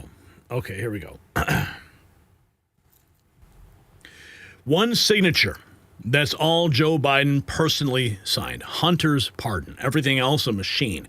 An Autopen. Robotic signatures on executive orders. Pardons. Official documents. But that's just the beginning. Now every Biden aide called to testify is taking the fifth. Not about small crimes. No. About the big question. Who is actually president? Arnie Tomasini won't say. Dr. O'Connor refuses to answer. Anthony Bernal, Jill's chief of staff, silent on everything. They're not protecting Joe Biden. They're protecting something much, much bigger. A shadow presidency. Unelected handlers making executive decisions. Constitutional scholars are sounding the alarms. If Biden wasn't deciding, then who was running America? The silence is deafening, the implications are terrifying, and don't look away. We have been calling Joe Biden the puppet president forever. And now we know that label is sticking. And while Biden aides plead the fifth about who really ran the White House, millions of Americans face their own battles with aging and decline. As we age, collagen production drops, leading to wrinkles, sagging skin, and visible signs of time passing. And just as our government needs transparency, your body needs support. That's why I use Ageless Multi-Collagen. 5 key types from 4 premium sources, hydrolyzed for easy absorption, no artificial ingredients or hormones, just clean collagen that works. Biden's handlers who hide the truth, you can face aging honestly. Get 51% off at healthwithgary.com and take control of your health today at healthwithgary.com. So yet another former Biden aide pleading the fifth to every single question. Democrats swear this is a sign of guilt. What do they have to hide? Here's breaking news. News right now. We've got some breaking news right now. We were watching the testimony of this woman here, Annie Massini. She's the former senior advisor to President Joe Biden. She was the third person set to appear before James Comer's committee. She has now taken the fifth. So the doctor, the aide to Joe Biden, and now Ms. Tomasini have all done the same behind closed doors. Now, James Comer is the chairman of the committee, the Republican out of Kentucky. He said this in a statement. It's a long statement. I'll just read one line. There is now a pattern of key Biden confidants seeking to shield themselves from criminal liability for this potential conspiracy. End quote there. We'll see who goes next. They have put out a series of videos later in the day of their witnesses pleading the fifth and sitting next to their attorneys. I would imagine Comer's committee is going to do the same thing at some point. We've got some of that footage, I believe. Here we have, Philippe says, ooh, she's guilty AF. Annie Tomasini, former senior advisor to Deputy Chief of Staff to President Joe Biden, pleads the fifth in deposition on Biden's classified documents, family business dealings, and Joe Biden's health decline. The Fifth Amendment ensures that people are not forced to incriminate themselves, but you don't take the fifth if you didn't do anything wrong. The house of cards is crumbling. This scene is becoming all too repetitive. Very clear. Ms. Tomasini, did you ever advise President Biden on the handling of classified documents found in his garage? On the advice of counsel, I respectfully decline to answer the question pursuant to my Fifth Amendment rights under the Constitution. The record will reflect that Ms. Tomasini has invoked the Fifth Amendment right against self-incrimination. Ms. Tomasini, please be very clear. Are you declining to answer the question solely on the ground that you believe the answer will incriminate you? On the advice of counsel, I respectfully answer the question pursuant to my Fifth Amendment rights under the Constitution. Ms. Tomasini, did President Joe Biden or anyone else in the White House instruct you to conceal or destroy classified material found at President Biden's home or office? On the advice of counsel, I respectfully decline to answer the question pursuant to my Fifth Amendment rights under the Constitution. The record will reflect that Ms. Tomasini has invoked the Fifth Amendment right against self-incrimination. Ms. Tomasini, are you declining to answer the question put to you solely on the ground that you believe the answer will incriminate you? On the advice of counsel, I respectfully decline to answer the question pursuant to my Fifth Amendment rights under the Constitution. Ms. Tomasini, have you ever conspired with anyone in the White House to hide information regarding the Biden family's business dealings? On the advice of counsel, I respectfully decline to answer the question pursuant to Fifth Amendment rights under the Constitution. The record will reflect that Ms. Tomasini has invoked the Fifth Amendment right against self-incrimination. Ms. Tomasini, to be clear, are you declining to answer the question put to you solely on the ground that you believe the answer will incriminate you? On the advice of counsel, I respectfully decline to answer the question pursuant to my Fifth Amendment rights under the Constitution. Ms. Tomasini, did Joe Biden, a member of his family, or anyone at the White House ever instruct you to lie regarding his health at any time, including but not limited to in your testimony to Congress? On the advice of counsel, I respectfully decline to answer the question pursuant to my Fifth Amendment rights under the Constitution. Let the record reflect that Ms. Tomasini has invoked the Fifth Amendment right against self-incrimination. Ms. Tomasini, to be clear, are you declining to answer the question put to you solely on the ground that you believe the answer will incriminate you? On the advice of counsel, I respectfully decline to answer the question pursuant to my Fifth Amendment rights under the Constitution. Ms. Tomasini, is it your intention to decline to answer all questions to you today by the committee on the basis of the Fifth Amendment right against self-incrimination? On behalf of Ms. Tomasini, I can so confirm.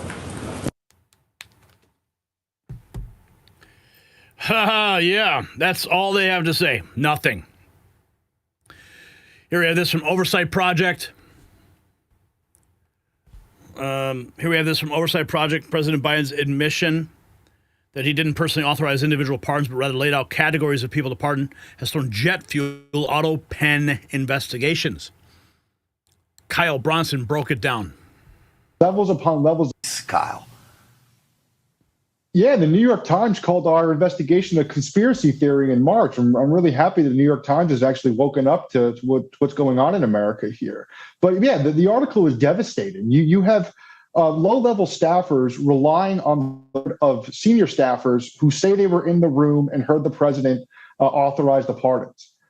That doesn't make sense. And there's just levels upon levels of basically hearsay here, saying that the president authorized these things. And so I think they just threw jet fuel on this fire here of investigations that need to happen here to get down to the bottom of the fundamental question of who is running the country for the last 4 years. I mean, the American people themselves saw President Biden, his performance in the debate for themselves. They have serious questions with his cognitive abilities throughout his tenure here.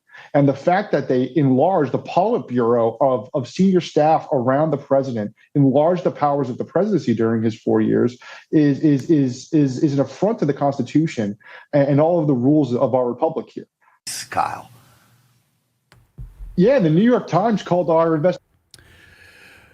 What do we have here? More Scott Jennings and Ben Ferguson went off on Abby Phillip. Joe Biden said his uncle was eaten by cannibals, so you have to compare uncle stories. Here's Joe Biden said his uncle was eaten by cannibals, so I guess we'll have to compare uncle stories. There's that too. Absolutely.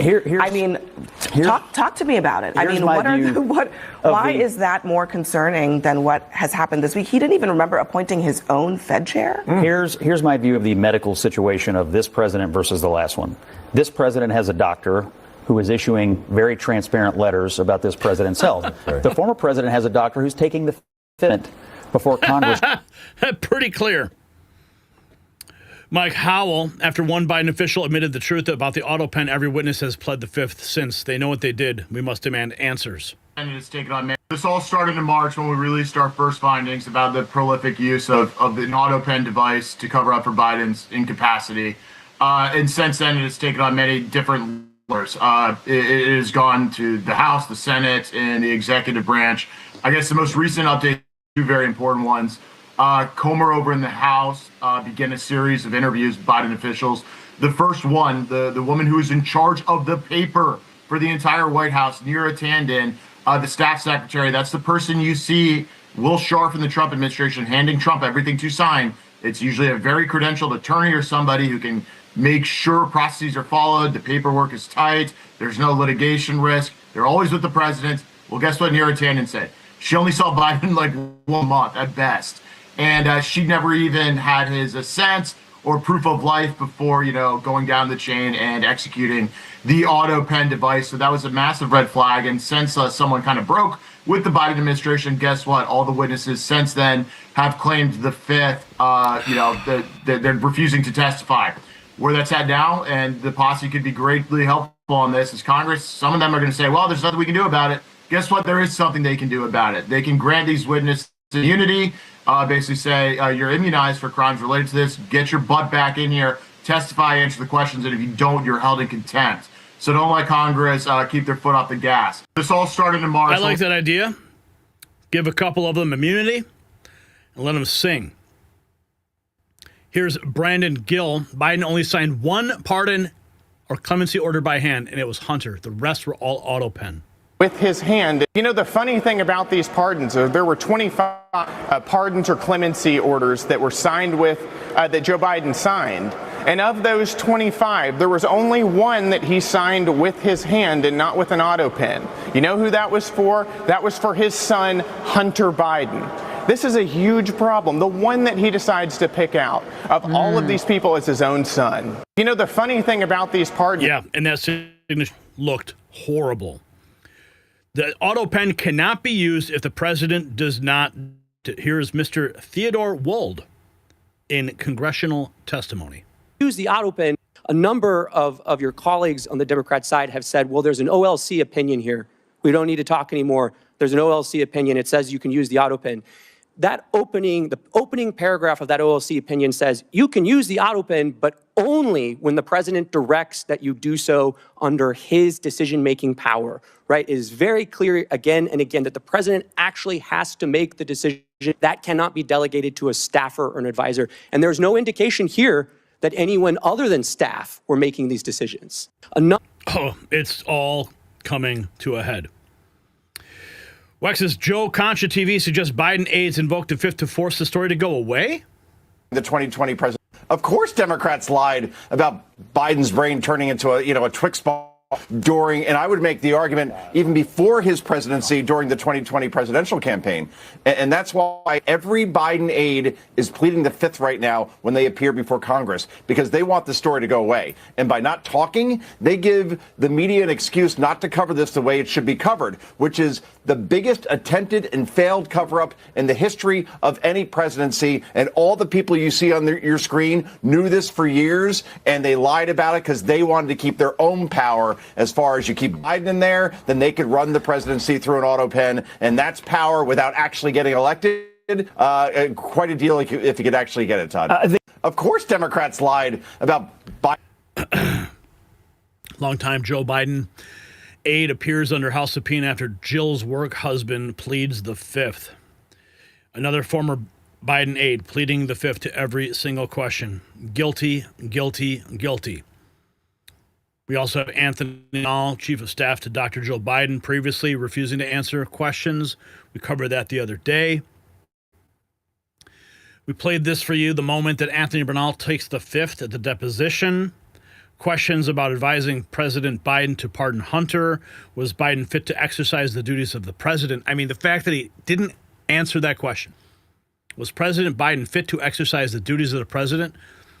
I mean, if he said yes, he was fit, that would, put this thing to bed. But the fact that he said, I'm pleading the fifth? Why would you don't want to incriminate yourself? Was Biden fit to exercise the duties of the president? Dude. Biden's physician pleading the fifth. When asked whether he was told to lie about Biden's health or believe Biden was unfit to execute his duties as president. Dr. O'Connor is trying to avoid criminal liability over So the Autopen scandal, as much as the Democrats would love to plead the fifth and see this whole thing go, it's not. Because we're going to stay on it. And if you got value from this report, tap subscribe. My final thought is next. So this is a constitutional crisis hiding in plain sight. The Fifth Amendment protects against self-incrimination, but when every single Biden aide invokes it about basic governance questions, we're witnessing something absolutely unprecedented.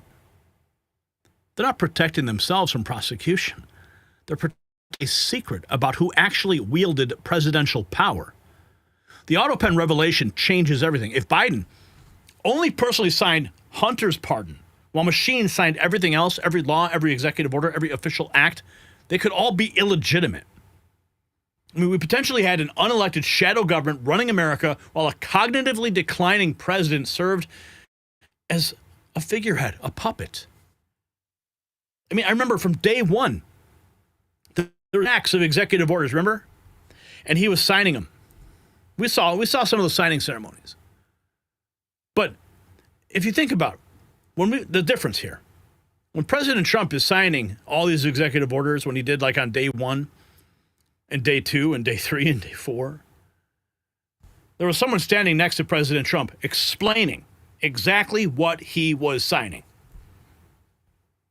I think they were just putting all these executive orders right in front of Biden to sign away. But then the Autopen was introduced. Now, this is not about partisan politics, okay? This is about the fundamental legitimacy of our government. These aides know something so damaging they'd rather risk contempt than to reveal it. So here's my question. Do you believe that Joe Biden was actually making presidential decisions, or was someone else running the country? Yes or no? Let's continue the conversation. Comments. You can show your American pride with Next News merch. Help us expose the Autopen conspiracy with our hilarious President Autopen shirt. This picture doesn't really do it justice. You got to go to the link and see it. You can also support the all-inclusive resort at Alligator Alcatraz with that lazy river. You can trigger a liberal today at shop.nextnewsnetwork.com. You'll find a link down below.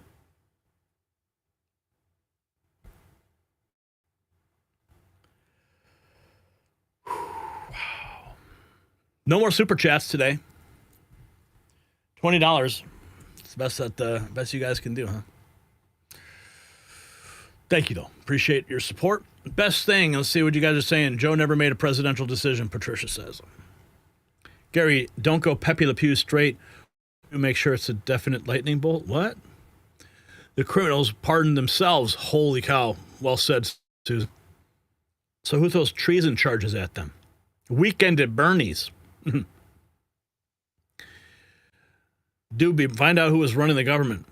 So with social media, they can't hide it back in the day and nobody could prove anything.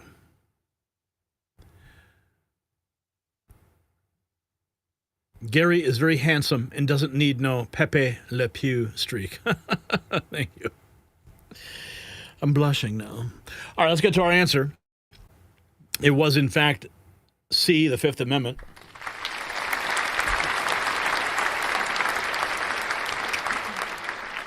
Well done. That's what I said, too. And suddenly, I did that little thing there. Suddenly thought of Shooter McGavin for some reason. And then I saw the trailer for Happy Gilmore 2. Yeah, I cannot wait to see that. Yeah. Happy Gilmore 2, baby. All right, let's go to our next question. Oh, we need a second. Okay, let's still Romanian figure. We love you, yuppers. Gary, what's up? It was Obama, Sabrina says. R.I.P. Carl Weathers, huh? Yeah. Name in that movie? What was his name? What was the name? I don't remember. But you know what, Todd? I was thinking, with these trivia questions, maybe we should add like a twist of humor to them. We could find something political, but maybe make it more obscure and funny. Chubbs was his name. Chubbs. Oh, yes, Chubbs. And then Chubbs was eaten by the alligator. Yeah, such a sad moment. What was that? Chubbs Peterson. Sure, McGavin. All right, let's go to the trivia question. How many people were killed by communist regimes during the 20th century, according to historians? A, 10 million, B, 50 million, C, 100 million, or D, 200 million? I think the number is 200 million. That's where I'm going to go. We're going to find out after the segment. Because we have to defeat communism, it is rearing its ugly head yet again.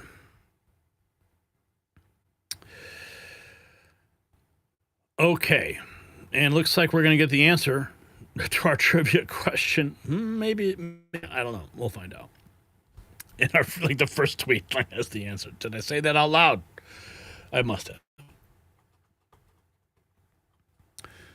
They're not hiding it anymore. Government grocery stores. That's what Elizabeth Warren wants. The same government that loses your mail, wastes your taxes, and can't fix a pothole running your food supply. And AOC just held a meeting so radical that Pelosi and Jeffries refused to attend. What was discussed behind those closed doors? Meanwhile, protesters flood New York City Hall with banners reading "No to Communism." A Chinese billionaire quietly purchased $67 million of American land next to a critical water infrastructure, airports, and defense contractors. They call it progress. History calls it the same ideology that murdered 100 million people. From Congress to your neighborhood, the red tide rises and the masks are off. The agenda is clear, so watch very closely. And while communists promise free health care and government solutions, millions are suffering under their false promises of pain relief. Relief comes from freedom. Freedom to choose natural solutions like canalidine. Unlike government-controlled medicine that rations care and creates dependence, canalidine optimizes your body's natural painkillers without dangerous pills or side effects. Over 1 million Americans have broken free from Big Pharma's grip using this proven formula. It's legal, worldwide, certified drug-free, backed by 14 years of research. So don't let socialist healthcare control your pain management.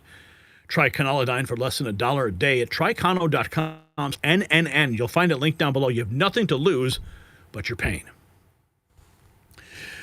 So we have this. Communism failed everywhere that it was tried, bankrupting entire economies, leaving genocides in its wake with more than 100 million killed.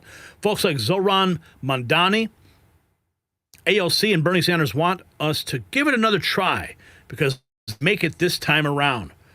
No commies in the United States. Yep. This is what they want.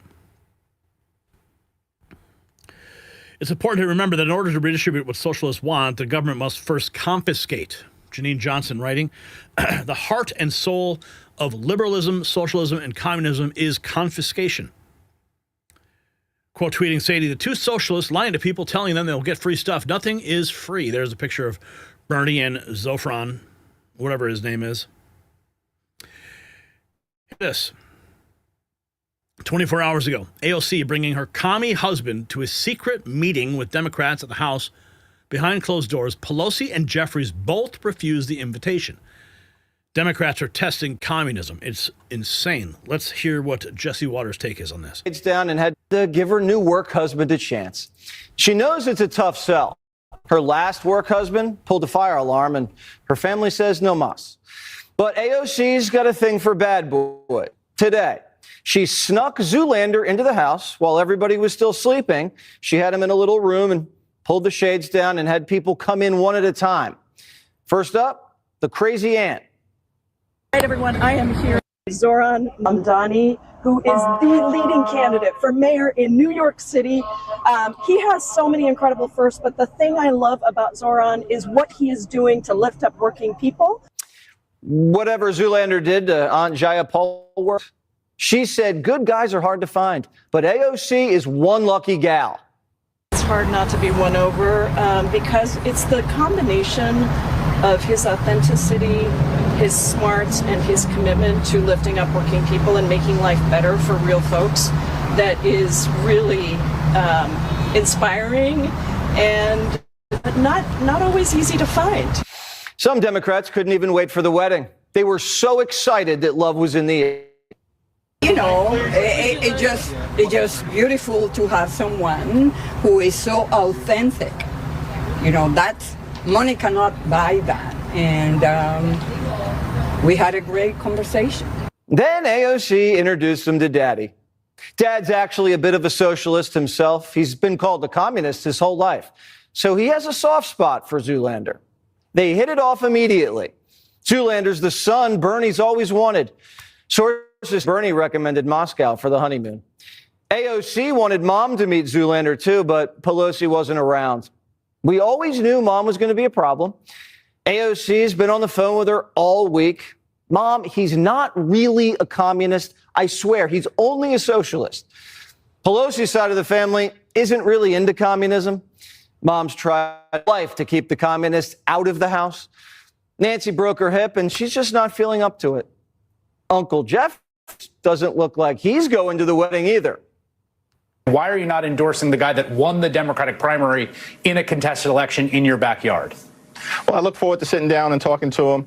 I didn't get involved in that primary election, and I don't know him well. Hips don't lie. Hakeem's like, I don't really know the groom at all. I kind of liked her with Bowman. The whole house was a big pot of gossip. Is he really a communist? What's with the beard? I hear he hates Jews. Is that really true in New York? Aunt Kathy says, don't be panicking. If Bill and Hillary can stay together, we can get through this. I've become the therapist in chief, it seems. So I'm saying to everybody, we're going to be okay. Maybe it's the mom in me. I know how to calm down situations, and we'll get through this. You know, don't panic, everybody. The house is torn, but people on the street are all voicing their objections. Zoolander was supposed to meet all the bankers yesterday, the guys who were supposed to pay for this wedding, and they bailed. Jamie Dimon was a no-show, and the only bankers who did go thought he dressed really well, but they just don't think he's good enough for their beautiful New York. And no, he's never going to change. They heard a really charming, affable guy who was well prepared. He made jokes, he made self-deprecating jokes, but they did not hear someone who changed his policies. And so if you had concerns about his economic policies going into the meeting, you had the same concerns going out. Zoolander doesn't show the kind of smarts and initiative that the family bankers are looking for. AOC was disappointed, but she knew this was going to be an issue. So she sat him down and said, look, my family's spending a lot of money on this wedding. The whole river to the sea thing, that's not going to fly. We can have all the government-run grocery stores we want after the wedding. But for now, just say you're applying to business school, and remember, you're Indian, not black. Oh, man. Jesse Waters nailing it. The Wind Doctor. Those that don't know the true history of communism are doomed to repeat it. A picture of AOC campaigning with Zoran. Here we have protesters gathered outside New York City Hall chanting, "We will not comply," rallying against Zoran Mamdani. Quiet, quiet. Comply with Sharia law. We will not comply with Sharia law. We will not comply with Sharia law. Hell no! Hell no! All right, the people. All right, quiet, quiet. Mahmoud Mamdani are both anti-Semites, communists, who equally hate America. Like father, like son, they pose a significant danger to the safety of New York City and America. I asked President Donald J. Trump to revoke the citizenship of Zoran Mamdani and his father, Mahmoud Mamdani, and have them removed from America as soon as possible. I'm going to read a few quotes. The quotes are very important. One is from... Was so proudly we hailed at the twilight's last gleaming, whose stripes and bright stars through the perilous fight. For the ramparts we watched were so gallantly streaming. Clearly, people in New York rising up against it. Gunter Eagleman says, Pocahontas, remember her? Elizabeth Warren, says government-run grocery stores have been successful in other cities, and He writes, lie. Secondly, the government can't even deliver your mail consistently. There's no way they could run a store. Communism doesn't work. Let's check in with Hannes. We're going to get some food, grocery. He said, we've got a problem with entire food deserts where people can't get access to grocery stores. Said, I'd like to take a look. What? What'd you say? You said people going to die? Whether or not we can have some kind of, like we do on military bases, you have some kind of support from the city government that says we're going to get some food grocery stores in areas that right now are food deserts. And by the way, it's a new and fresh plan for New York City, but it's been tried in other cities around the country and has had some real successes. So what I hear Mom Dami saying is, I want to try things to make it work for working families. And you know what? This is how democracy works. A lot of people in New York City said, that sounds good to me. I'd rather try that than any of the alternatives available to me. Yeah, all right, sure. Whatever you say there. Government-run grocery stores? How about not? And then we're finding out about the China land grab. If you recall, just the other day, Department of Defense, Department of the Interior, they all came out, said they were going to stop this, going to claw back that land. But now we're finding out the Chinese are dominating foreign purchases of U.S. homes. Action of total. A severe housing crisis. So what gives? Grady Trimble from Fox. I mean, speaking of communists, right? Business is on cap. They're moving in next door. Capitol Hill with more. Hi, Grady. Dana, good morning to you. The National Association of Realtors says Chinese buyers spent just about $14 billion on U.S. houses and real estate from April of last year through March of this year. So here are the numbers. That's a small fraction of total purchases during that time, but it's an 82.6% increase from the prior year. Most buyers, they say, are using cash, and those buyers report that the purchases are for personal use. Here's why Senator Rick Scott says that's still a big problem. Every Chinese citizen is responsible by law to spy on Americans. Okay, so why are we letting them in our country and buying our land? We create more opportunities for Americans to buy homes. That's what we should be doing. We should be doing everything we can up here to help Americans afford a home, get a great education for their kids, get a job, and keep them safe. And if this feels familiar, it's because it's akin to something else we've talked about a lot. That is Chinese entities that are buying farmland in the United States. That's something that the Trump administration is trying to tackle, and something that former Senator Joe Manchin talked about when he returned to the Hill this week. He said that United States entities should reciprocate in China by buying up their land. A bipartisan group of lawmakers also recently introduced a bill, Dana, that would increase oversight on foreign ownership of U.S. farmland. Dana? Lily Tang Williams, who is running for Congress in New Hampshire, says President Xi Jinping is conducting a soft power invasion of the United States. Listen. Chinese communist. I had no idea. So I did some research both in English and Mandarin Chinese, which is my first language, and I was just shocked. Lily Tang Williams fled Chinese communism and is now running for Congress in New Hampshire. If you were in China speaking out like this, you would... I'd disappear. You would disappear. Of course. I'm afraid if I go back, they let me go in, and they don't let me come out. I disappear, but they want me to shut up. Williams says they want her to shut up about the Chinese soft power invasion and national security concerns of projects like Nung Fu. What is China trying to do when they buy up all of this land around America? So I have been trying to warn people Xi Jinping has a China dream. And his China dream is to use soft power invasion of the United States. Soft power invasion. Soft power invasion, business and education, apps like TikTok, WeChat, the media, entertainment, everything they can without fire one shot to expand into Western countries like the United States. The expansion in Nashua, New Hampshire goes beyond just Nung Fu. Something else strange, just a couple of miles from where we were, where the Chinese company purchased that building, is this abandoned college, Daniel Webster College. It's a 50-acre site, and it was also purchased by a Chinese investor 7 years ago for $14 million. Much of the campus remains totally abandoned. The mayor of Nashua tells me that Chinese investor bought the college campus for double what it was worth. And now Nong Fu has come to town, paying 4 times the appraised value. He isn't against the project, but admits it's strange. If the land was valued at like $15 million and they paid $67 million, I guess I'm still It's very weird. Why they would do that, I have no idea. Have you heard anything? No. It's very puzzling as to why that would happen.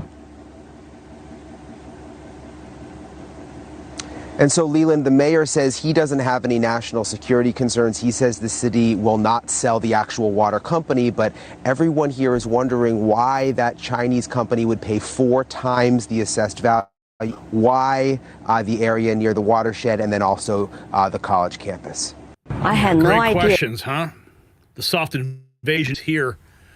We know Donald Trump and the DOD are on top of it, and we want them to succeed. If you got value from this report, tap subscribe. My final thought is next. They think Americans have forgotten history.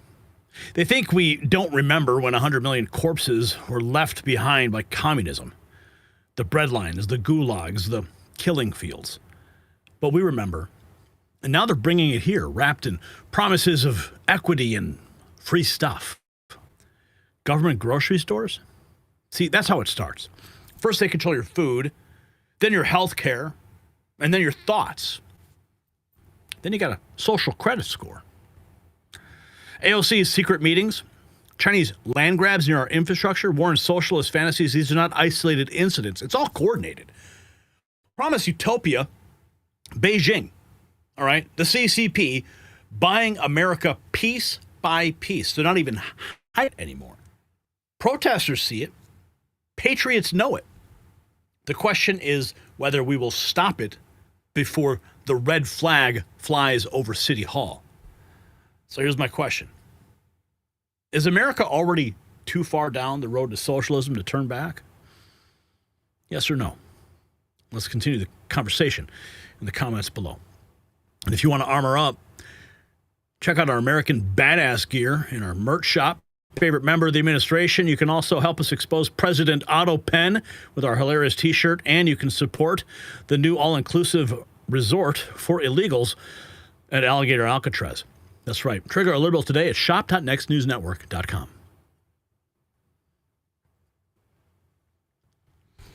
Okay. Wow. I am not pleased with you guys right now. R.C. Lemereau dropping $10 Canadian, says Bill Clinton ran both Obama and Biden presidencies. Clinton was Epstein's boss. Hillary managed Epstein's operations as well as continuing to run a worldwide extortion sex network. They got Trump, he says. $10. That's what you... 10 Canadian. What is that? What is that in U.S.? Someone do the math real quick. $10. Thank you so much, sir, for your support from the Great White North. Tom B20 dropping $10. N3 baby for the win. Yes, I will take it. 10 USD. Right there. All right. Okay, $7.25. RC, thank you for that. Just got to do the exchange rate, you know. Yeah, you guys, I don't know. I told you the freaking answer. How many times did I tell you the answer? I told you the answer it was in the opening monologue. It was in some of the tweets I read.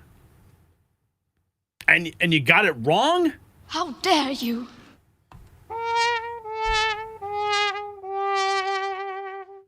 Y'all said 200 million. But that's what I said too.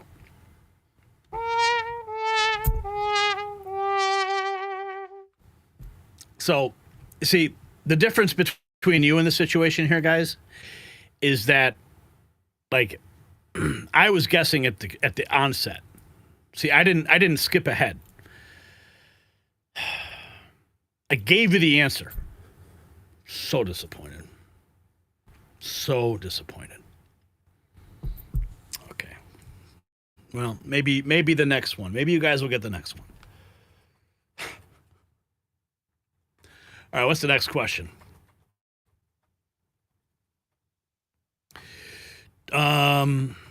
What year did the U.S. government make it illegal for citizens to own gold with Executive Order 6102? 1933. That is my best guess. It wasn't in 1913. It happened in 1933. Roosevelt. Right? Roosevelt? Right. I think it was Roosevelt. Okay. We'll find out after this.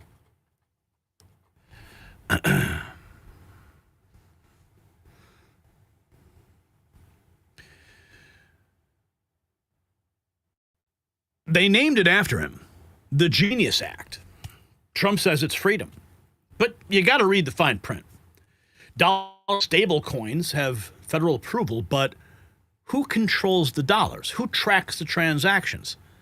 They promised no central bank digital currency while creating the infrastructure for one. Gary Gensler is gone, but who replaces him? Another swamp creature? The same government that weaponized the IRS, the FBI, and DOJ now wants to regulate your crypto. You see, they call it protection, but history calls it control. Every financial innovation starts with promise of liberty and ends with chains. Is this really crypto freedom, or are we watching digital enslavement get a MAGA makeover? The devil is in the details, so keep watching. While politicians promise crypto freedom through new regulations, remember that true wealth protection comes from assets government cannot control digitally. As we navigate uncertain financial futures where every transaction could be tracked, physical assets matter more than ever. That's why I trust ageless collagen, a real, tangible investment in your health that no algorithm can devalue. 5 collagen types from 4 premium sources, providing real results you can see and feel. No digital intermediaries, no blockchain required, just pure health benefits. Get 51% off at healthwithgary.com because while they debate digital currencies, your body needs real physical support today. healthwithgary.com. All right, so I posted this just before we went live. This act, is it a Trojan horse for financial control? The Genius Act may claim to boost crypto, but it arms the state with real-time spending, surveillance, programmable controls, and centralized control over stablecoins. While we support crypto and applaud real Trump for opposing a Fed-issued CBDC, this bill falls short, risking privacy, financial freedom, placing all transaction data at government mercy. We need true decentralization and constitutional safeguards, not programmable money. So what is actually in the bill?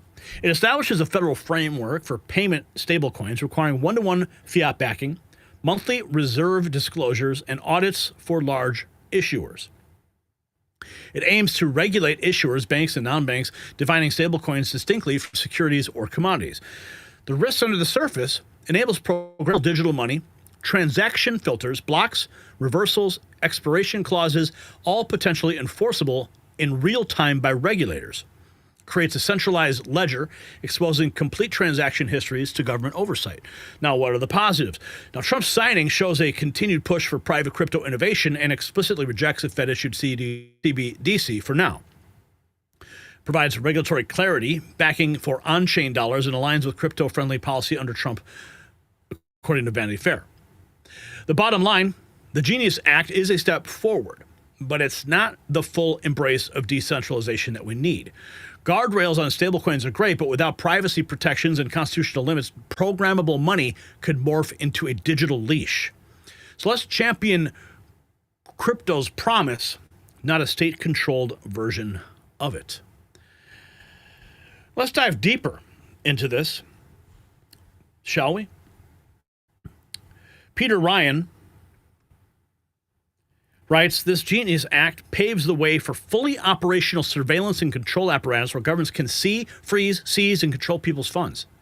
It will allow for the circulation of a centralized digital ledger, tokens, not decentralized cryptocurrencies. It's stated right there in the act. The bill's heinous contents would be utterly myopic. Now, check this out. This is crazy. A convicted money launderer helped write the code for Trump's stablecoin. The UAE poured $2 billion into it, and Trump walked away with $30 million. Representative Kasten warns the Genius Act doesn't just greenlight corruption, it invites a crisis. Now, this is a Democrat, but we should still listen. Seeking a presidential, we know that recently a convicted money launderer wrote the code so that the United Arab Emirates could buy $2 billion of Trump's stablecoin, which allowed President Trump to earn $30 million on the transaction. Now this convicted felon... Gentleman's time's expired. To the gentleman, and I should clarify here, the convicted felon I'm referring to is the guy for insider trading. Time's expired. An additional 15 seconds to the gentleman. The convicted felon I'm referring to is the guy who ran Binance, not the president, but he's seeking a presidential pardon. So the Genius Act sets the stage for this financial crisis and allows the president to continue cheapening the office for his own financial gain, and I urge a strong no. We know that... Wow. Maxine Waters was all over that, wasn't she? Here we have Marjorie Taylor Greene's warning. We played it yesterday, but it bears repeating.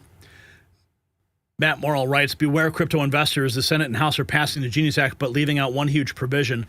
The provision not included gives people the ability to maintain... The provision not included gives people the ability to maintain self-custody of their digital assets. They're trying to take custody of your investments. Isn't that one reason crypto is so attractive? Let's listen to Marjorie Taylor Greene.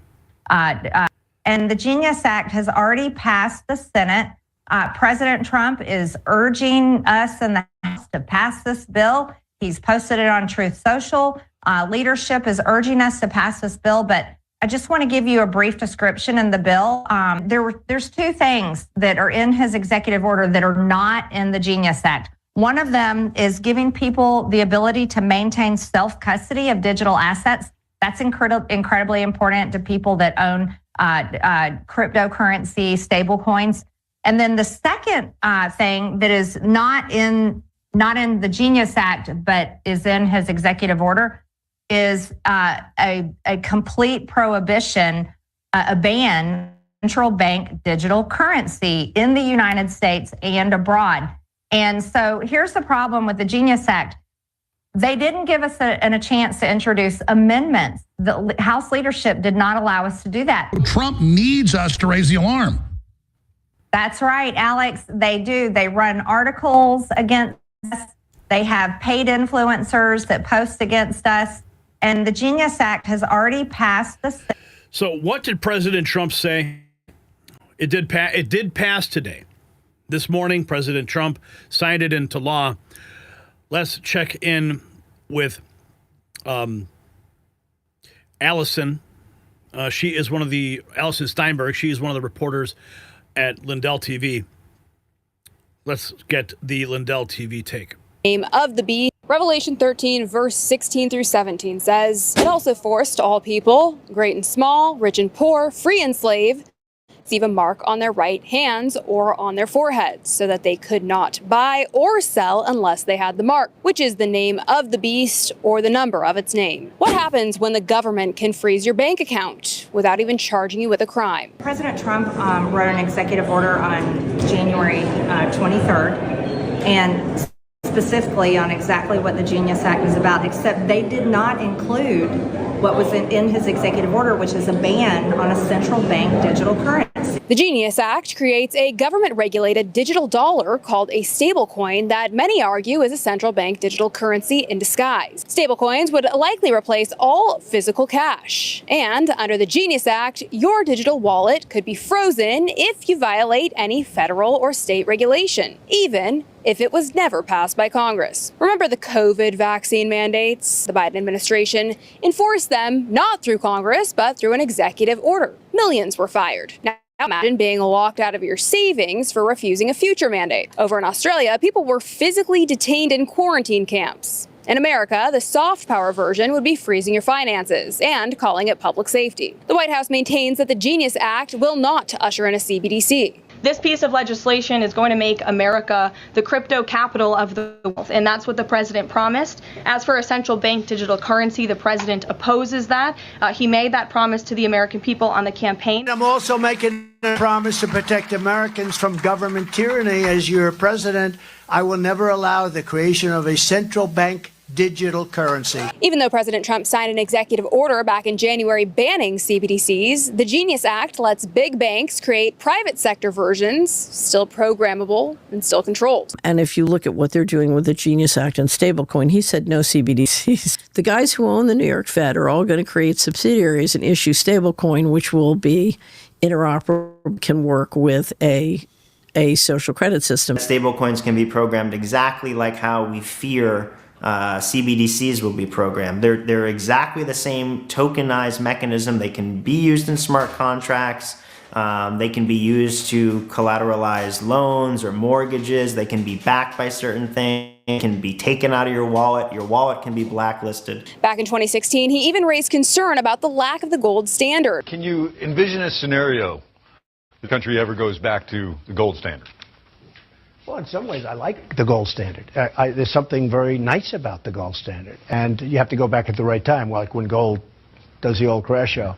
But there's something very nice about having something solid. We used to have a very, very solid country because it was based on a gold standard. But now Trump changed his tune when it comes to this bill, saying, get it to my desk ASAP. No delays.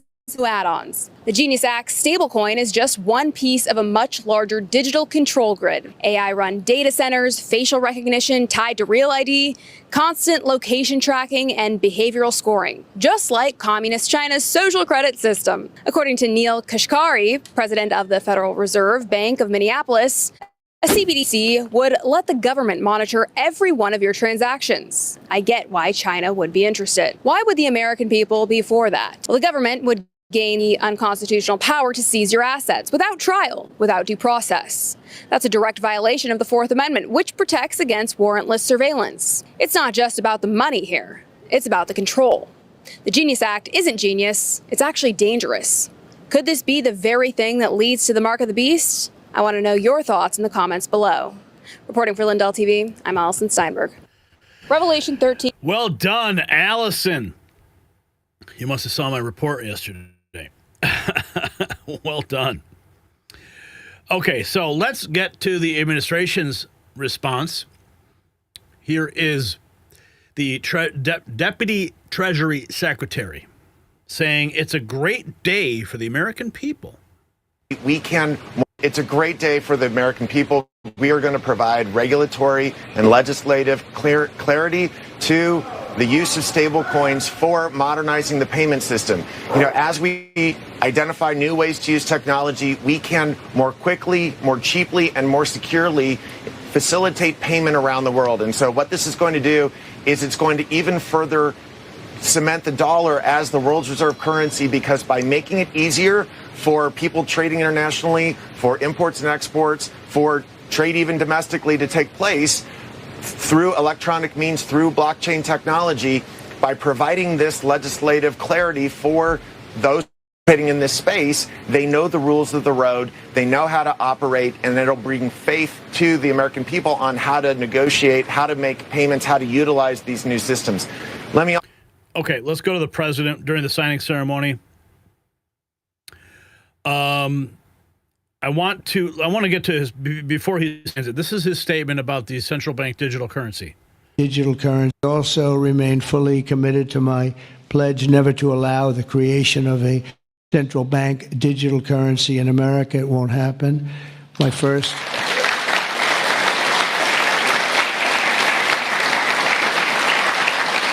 Thank you. And the other night, I will say, with some of the congressmen and women, they wanted that so badly. That was so important to them. I was impressed that they knew what the hell it was, to be honest with you. Please, sir, please, the central bank digital currency. Well, you have to make sure, sir. And I'm saying, what do you know about that?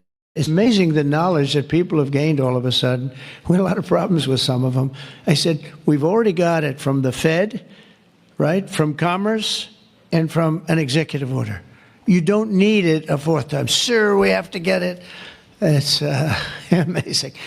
But they knew their subject, though, didn't they, huh? And we helped them out. My first week in office, I signed an executive order to ban the creation of a CBDC in the United States, and very soon I look forward to signing legislation that will codify and ban make it a permanent law, put it in permanence. Also, okay, so there you have President Trump saying that he is looking forward to signing his executive order into law.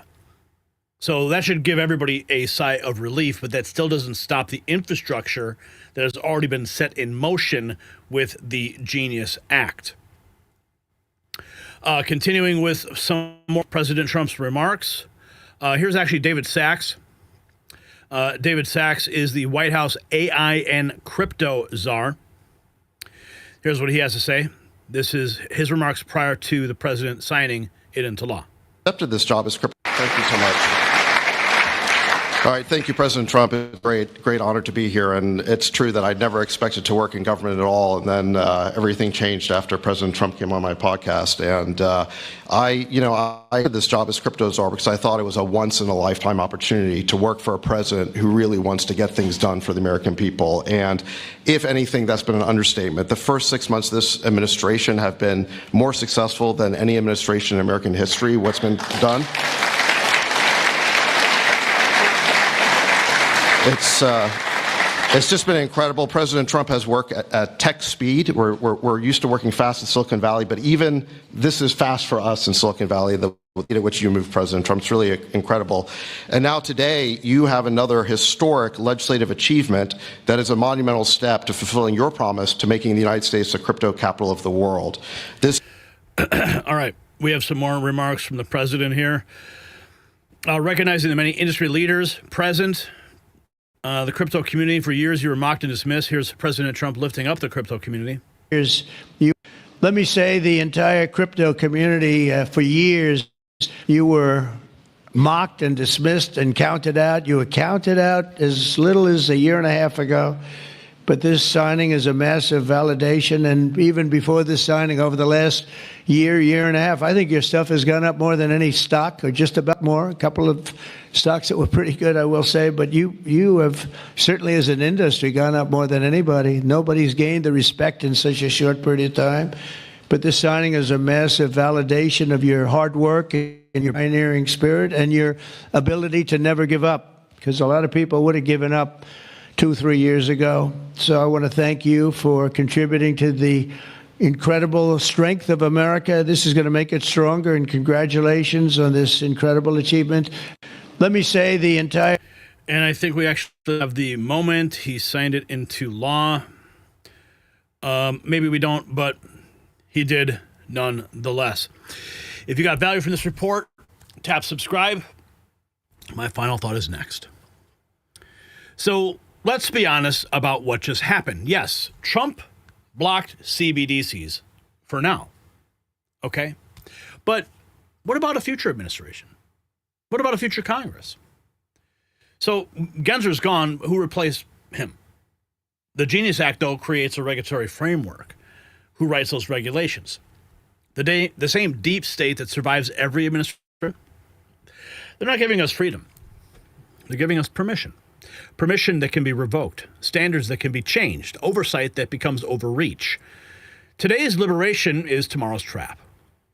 Remember, the Federal Reserve started as a solution too. So did the income tax, just temporary, they said. Now they're protecting crypto by bringing it under federal control. See, the globalists don't need CBDCs when they can control stable coins through the back door. So is the Genius Act genuine freedom, or a Trojan horse for digital slavery? Let's continue the conversation in the comments. Give me a yes or a no. And remember, some things like our next news merch remain refreshingly outside their digital matrix. Support our efforts to expose President Autopen with our hilarious T-shirt. Hit the link down in the description. You can see it up close. It's really funny. And wear it with pride, or you can it's the new all-inclusive resort for illegals down in Florida with its own runway. You can fly in and out, air conditioning, lazy river, natural wildlife protecting you. Trigger Liberal today at shop.nextnewsnetwork.com.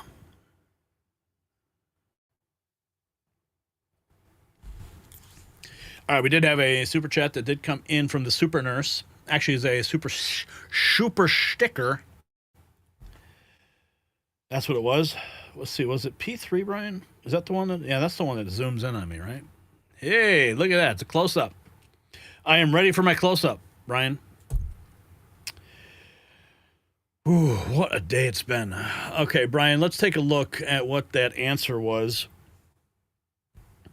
You guys said 1933. That's what I said as well. FDR's Executive Order 6102, private gold ownership illegal, forcing Americans to surrender their gold to the government. Well done. Well done. So I'd love to stick around and chat, but hey, it's Friday. I got more work to do. And if you're in the South Bend, Indiana area tomorrow, why don't you stop by the Commies Stadium, South Bend Cubs. You might find me and a certain vehicle on display. Yes, I will be driving the mascot of the South Bend Cubs onto the field tomorrow at the game. So if you're there, look for me. Don't be shy. Come up, say hello. There will be photographs that you can take with my car. And if you want, maybe you and I could take a selfie together. Check it out. South Bend Cubs, Indiana, tomorrow. So, Patriots, what a show. We have just exposed the greatest conspiracy in American history unfolding in real time. 5 bombshells that prove the deep state isn't just real, it is panicking.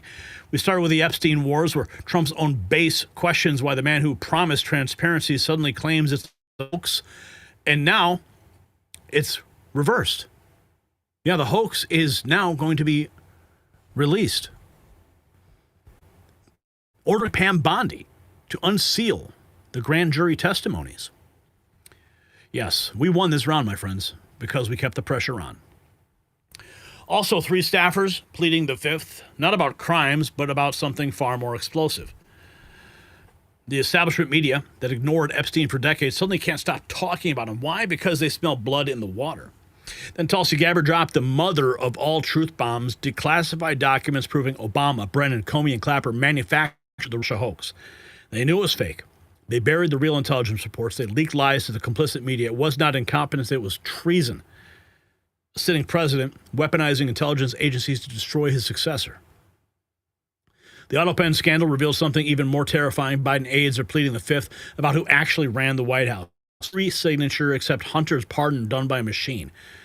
If Biden wasn't signing, wasn't deciding, wasn't governing, then who was? We potentially had an unelected shell government running America while the president served as a mannequin. Meanwhile, the communist invasion accelerates, AOC holding meetings so radical even Pelosi won't attend. Elizabeth Warren wants government grocery stores because the DMVs run so smoothly, right? Chinese billionaires buying strategic land next to our water supplies and defense contractors while protesters flood City Hall screaming no to communism. They're not even hiding their agenda anymore. And Curio23 dropping a super chat for $1.99 says, what's a didgeridoo? Whatever it wants to do. I'm not sure.